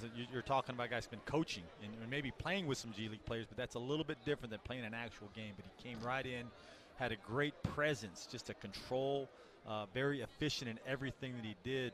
And like you said, to hit that three, it was very timely, but he was doing it all night long. Just really, really efficient, fun to watch. Doesn't have maybe the same speed he used to have, but he's still got the stuff between the ears and a presence and an understanding of what needs to be done on every possession. So that was fun to watch. The other fun thing was hearing John Askew talk about the expansion plans for the league, adding 4 more teams, which means, you know, another 40 opportunities for players and additional games and more fun for the fans. It seemed like everybody had a good time tonight. Well, there's so many markets that you can really go to. New York's a great market, Miami, LA, now, to expand and give more players an opportunity, give more fans an opportunity. Once this thing really starts to grow, you see these fans on the court, but when the word of mouth gets out, you're going to see a really, really good product of people that love to play, have something to offer, and they want to be around the fans. They want that again that they once had maybe in the NBA. If they don't get a chance to go back, now they get a chance to give back maybe in a little different platform. All right, Rex, before we wrap it up, let's bring Candy and Jack in one more time over there on the floor as things start to clear out a little bit. What are your final thoughts tonight, guys?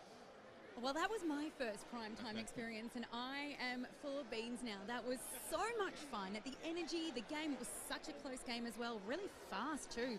And because you get to be so close, you feel like you're kind of part of it. How'd you feel?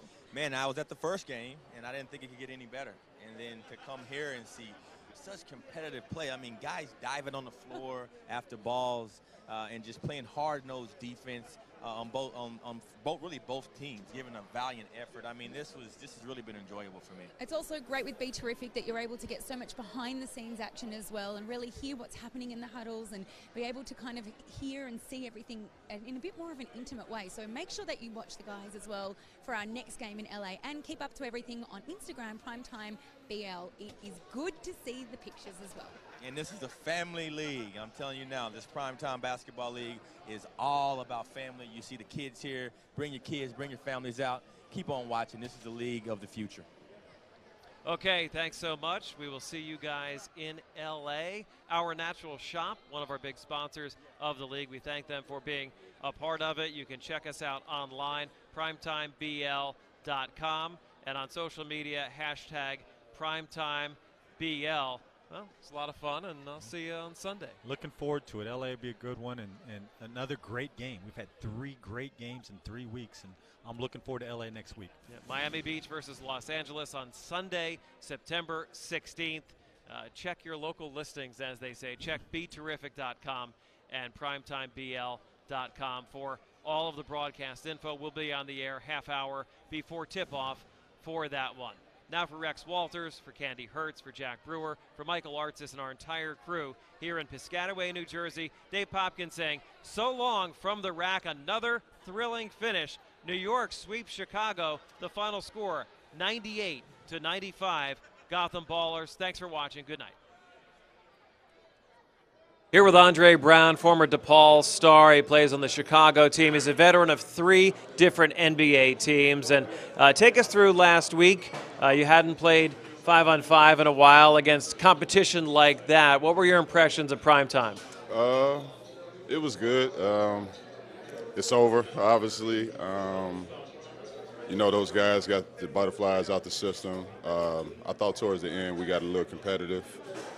Once we saw the game was pretty close. In all, it was fun. You know, it was good to be around those guys you kind of grew up with. You know, I know some of these guys since high school, so this was a great opportunity for us to showcase, you know, that we can still play actually. So I thought it was good. I thought it was fun, and I'm looking forward to tomorrow's game. You and the other bigs played well in that ball game. You guys lost a narrow game to New York. Is the game plan to try to get it inside a little bit more and take advantage of the size? I mean, that game was, you know, each game is different. So we'll see how we start tomorrow, and we'll make the adjustments, you know, as we need to. So in all, we're just gonna, if that's our strength, we're gonna keep going down low. But if it's something else, we'll go to something else. But I mean, we all know each other's game, so it's pretty much who's ever rocking. We're gonna continue to feed them, and we're gonna go with the flow. Andre, you've played a long time in the league, overseas. What motivates you to continue to compete and to play at this level? You can never lose that drive. Basketball for me has been life, man. I've been doing this forever. You know, I'm thankful, you know, that my body's still good. I'm able to still get out and run with these guys. So that's motivation in itself. Just being around the game, smelling the court, touching the ball was all positive.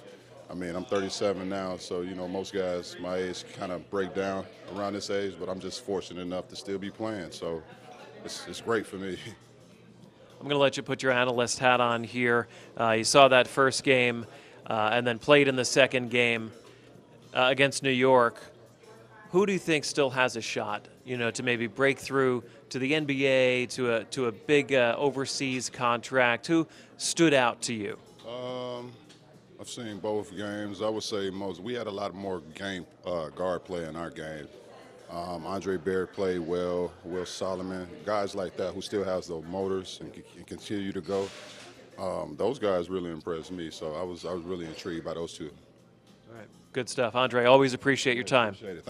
Being joined by Charlie Bell of the New York team, former Milwaukee Buck, and now coaching and playing at the same time.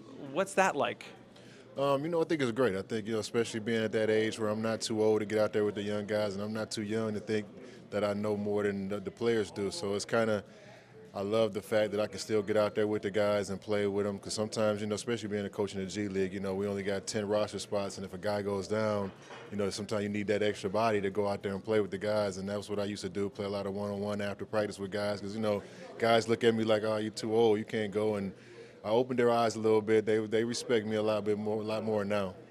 What is life like in the G League? I've done a lot of minor league baseball, so I know what that's like, but playing minor league basketball, essentially AAA basketball, what is that experience like for the guys and for the coaches? It's very tough. I think you don't see a lot of the things that go on behind the scenes. I think, you know, NBA with the private planes and everything, with the G League is, you know, we fly commercial. And it's a lot of 6 o'clock flights, and if you got a 6 o'clock flight, that means you got to get up at 4 o'clock in the morning to get to the airport. And being in Des Moines, where we're at, and a lot of the G League teams are in smaller cities, you know, there's a layover somewhere. So you may have to fly to Denver, and you may have a 3-4 hour layover, and then you get to the next city, and you got a game the next day. And so that travel is really hard. You know, the practice situations, you know, is getting a lot bit better. A lot of teams having, you know, access to practice facilities and things of that nature. But, you know, just to travel, I think is probably the hard part. And, you know, it's not the NBA. It's not the glitz and glamour of the NBA. Not at all. Now, you've seen it all playing at Michigan State, playing in the NBA, playing overseas, playing now in primetime basketball. So now that you're a sage of the game, what advice would you give to an 18-year-old kid that, you know, maybe is a senior in high school or a freshman in college that thinks, oh, I'm going to make it, you know, I'm going to play in the NBA? What kind of advice would you give them? You know what, I'll tell them, you know, learn the fundamentals. I think that's something that a lot of our young guys don't have nowadays, and I'm seeing a lot, especially when I played overseas. Those guys work on the fundamentals, and that's why you see a lot of European players coming to the NBA. And the thing that I like about guys who stick around the NBA for a long time is because they're fundamentally sound. They're able to knock down an open jump shot. They're not just flash and dunk and just got a crossover. I mean, you have many different, you know, facets to your game where you can go out there and contribute to a team in many different ways. And I would just tell guys that, you know, not everybody's going to make it to the NBA, you know, and everybody's route to the NBA is different. You know, for me, I didn't get drafted. I had to go play overseas for a couple years and, you know, and come back and play in the NBA, but then I went back overseas, so I kind of been back and forth. But at the same time, you know, anytime you have the ability to play a sport and play a sport that I love and play a sport that they love, hopefully, and you can put food on the table. It's a great, and you know, it's God-given talent. It's great. So have your goals and priorities changed now? Do you want to make it as a coach? Oh, definitely. I think, you know, like I said, not being drafted and making it to the NBA and then just going that minor league route and really working my way up through the system, and makes you appreciate the game and makes you appreciate everything a lot more. And I think that's what I'm doing with coaching. You know, last year was my first year with Iowa. The year before I was an intern, basically with the Dallas Mavericks G League team, the Texas Legends. So I'm kind of working my way up. You know, and now this year, you know, I'm the second assistant coach now. So you know, I'm feeling, you know, a lot more confident in my abilities, and one day, you know, I hope to be a head coach one day, and it is great, you know, to have a guy like Byron Scott around, and you know, who's been a head coach in the NBA, and you know, be able to pick his brain a little bit and see, you know, what I got to do as far as getting better as a coach also. It's a real pleasure spending some time with you, Charlie. Good luck in the game. Thank you. I appreciate it. Okay, good stuff. That's Charlie being joined by a longtime NBA star and the head coach of the Chicago Wildcats. It's Nick Anderson. And what are your thoughts after that first game? Your first game as a head coach? Great experience. First time getting out there and challenging not only myself but the players. It was a great experience. I noticed a lot of the veteran guys were kind of stepping up. We had your huddle mic'd, and you'd make a comment, then they'd make a comment. It was like you guys are really sharing the load. Oh, we're working together, and that's what it's all about when everybody's on the same page. You can see it during the game. A few times we got down, quick shots, not moving the ball, but we got back on the same page, and we chipped our way back in the game. So, you know, that experience came out, the growth, real quick, because these guys know how to play the game. All you have to do is go out and play. When you guys were able to make that comeback in the second half, what was going right? Who was playing well for you? Well, I give a lot of credit to Will Solomon and Luther Head, moving the ball, penetrating the defense, making the defense collapse, and hitting the open man, and we were knocking down shots. It's about ball movement, moving men. When you get stagnant on the offense and everybody's standing and the one-on-one play comes in, watching one guy just take over and doing one thing, you can get yourself in trouble. But once we started moving the ball and sharing it, and we got wide open shots. Nick, what are your thoughts on the caliber of player that Primetime has been able to bring in so far this year? Well, it's a lot of great talent, and you got a chance to see the talent that's out there. Guys are at home in different states and playing ball or recreation or whatever they were doing overseas. So, you know, you get a chance to see the talent come together and show what they can do, and that's a good thing. It's a lot of talent out there. You just have to go and find it. Who played well for the other team that beat you by 3 points in New York? Who worries you as a head coach planning for this next game? Well, I have to give credit to the New York team as a whole. They really played together. They were sharing the basketball. Guys stood out in different situations for them, but as a whole, as a group, they played well.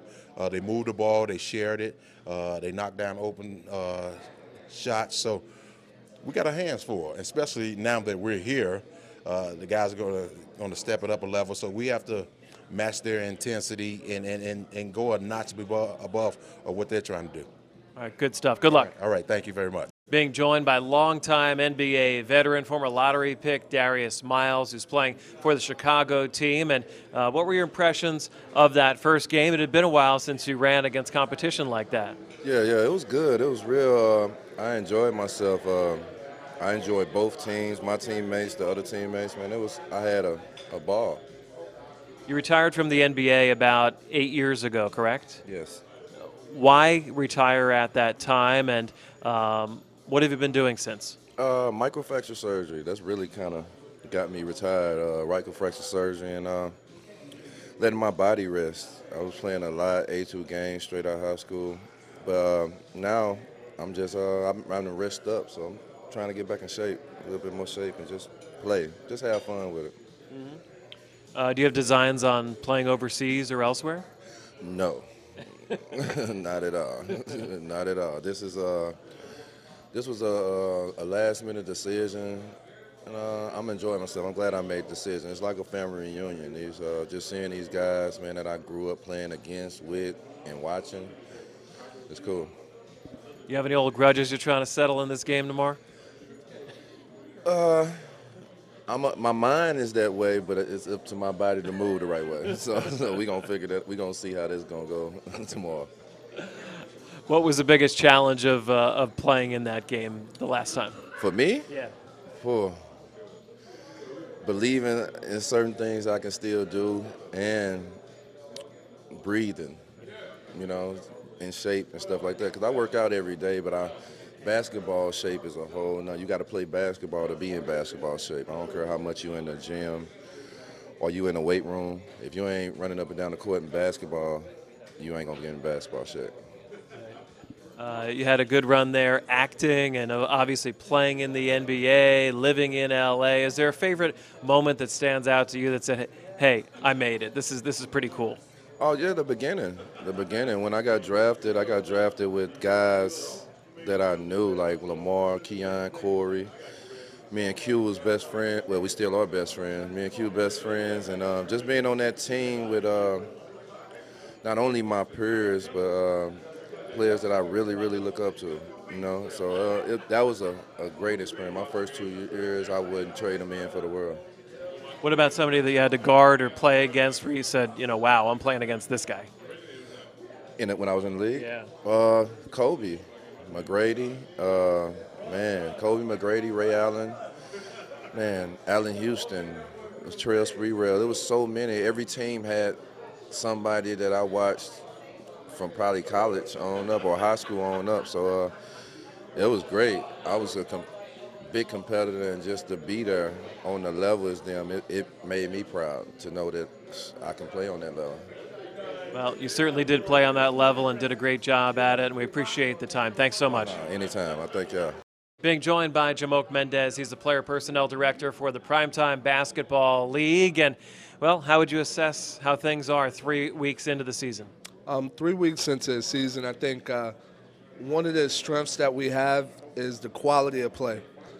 A lot of people don't expect most of these guys at the age they are, averaging between 28 and 38, to be playing at such a high level.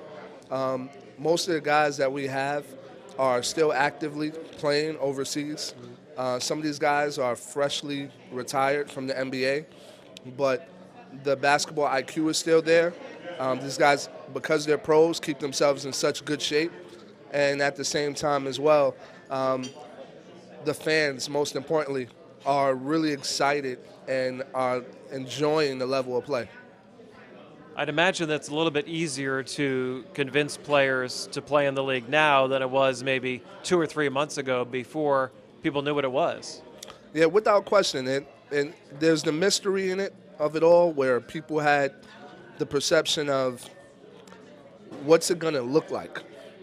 Now that people actually have seen the product and they know that these guys can actually go, that eliminates a lot of doubt. It helps us tremendously as far as marketing the league, and then also helps us even more with the encouragement of players that probably were hesitant at the beginning to join the league, that now are calling us and emailing us to actually get on a roster for when we expand to 12 teams in summer 2019. Yeah, Byron Scott talked about wanting to expand in terms of teams and games, and you don't think you'll have a problem getting players, right? No, we currently, we have 4 teams. We have our New York, Chicago, Miami, LA team.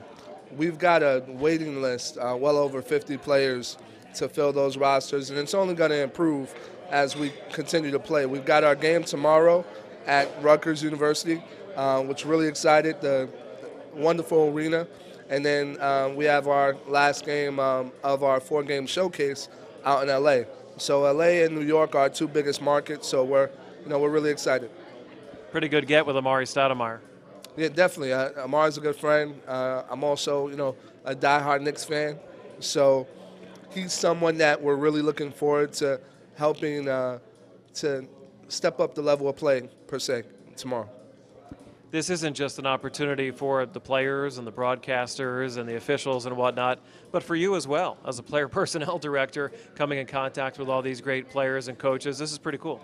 Yeah, listen, for me, I'm very thankful for the opportunity. Me being a former athlete, and then just working with athletes for over 12 plus years. This is an opportunity of a lifetime to do something very special. Really appreciate the time. Good luck. Thank you. Being joined by Marcus Douthit, former Providence star, and now the big man on this New York team. And what were your impressions of that first game in primetime basketball? The first game was definitely exciting, coming out, playing hard, being with the guys again, messing around with D. Miles. But it was great, a great experience. It was good to see the turnout, the fans who came out and supported us. So it was a good time. Looking forward to tomorrow night's game. Seems like you guys have a pretty strong backcourt. Yeah, I mean, we got away with one in Chicago. But the Chicago guys said, they're going to get with us tomorrow, so we'll see what happens. But, they started talking a lot of smack last week, so we'll see if they can keep that up. You got a Big East feel on your team. Andre Barrett went to Seton Hall, a little bit of St. John's and Providence, and DePaul on the other team, and Big East basketball representing here. Oh, yeah, of course. I mean, it's like I said before, I think that the Big East was one of the stronger conferences when I was coming out of school, and it shows that some of the guys are, still at it, you know what I mean? But, yeah, it's great to play against Andre and see all the guys and, be on the other side instead of being his opponent, you know what I mean? So, but like I said, it's good to see all the guys come out, and definitely good to see that our conference, which is the Big East Conference, is the majority of the guys who are here. You played at Providence. The fans there are notoriously rabid. They really love the team and vocal, almost like a Philadelphia-esque crowd. What were some of your favorite things about playing for Tim Welsh up there at Providence? One of the most amazing things, just like you said, the fans was nuts. They was excited before the season, they were excited during the season and after the season, and they traveled. When we come to Villanova, we feel like we're at home. Going out to St. John's, we feel like we're at home. So it was definitely a crazy experience as far as like how the fans go and how they support the team and how they every little moment they die and they die with you. You know what I mean? But yeah, the fans is great. The students was amazing. They always had the gym rocking, and just like I said, they always. When you're away, you feel like you're at home because the fans, they follow you and they keep up with you. You've had a great career. You're in your 30s now. You've had some success. Why keep doing it? And how long do you want to keep playing? Oh, I'm going to play until the wheels fall off. But yeah. It's no telling how long I want to keep playing. As long as I keep my body up and stuff like that. I want to play until I can't play anymore. And it's great to still be able to play. I know a lot of guys who's retired now, who's injuries have stopped them from playing, or the love of the game has stopped for them. But I still have the love of the game like it was the first day I even picked up a basketball. So I'm just glad to still be able to do something that I love to do. I mean, a lot of people can't say that been in the game for 20 years or 25 years, but I'm still glad and blessed that I'm doing what I love. All right, Marcus, keep it going. Oh, of course. That's what we're here for. All right.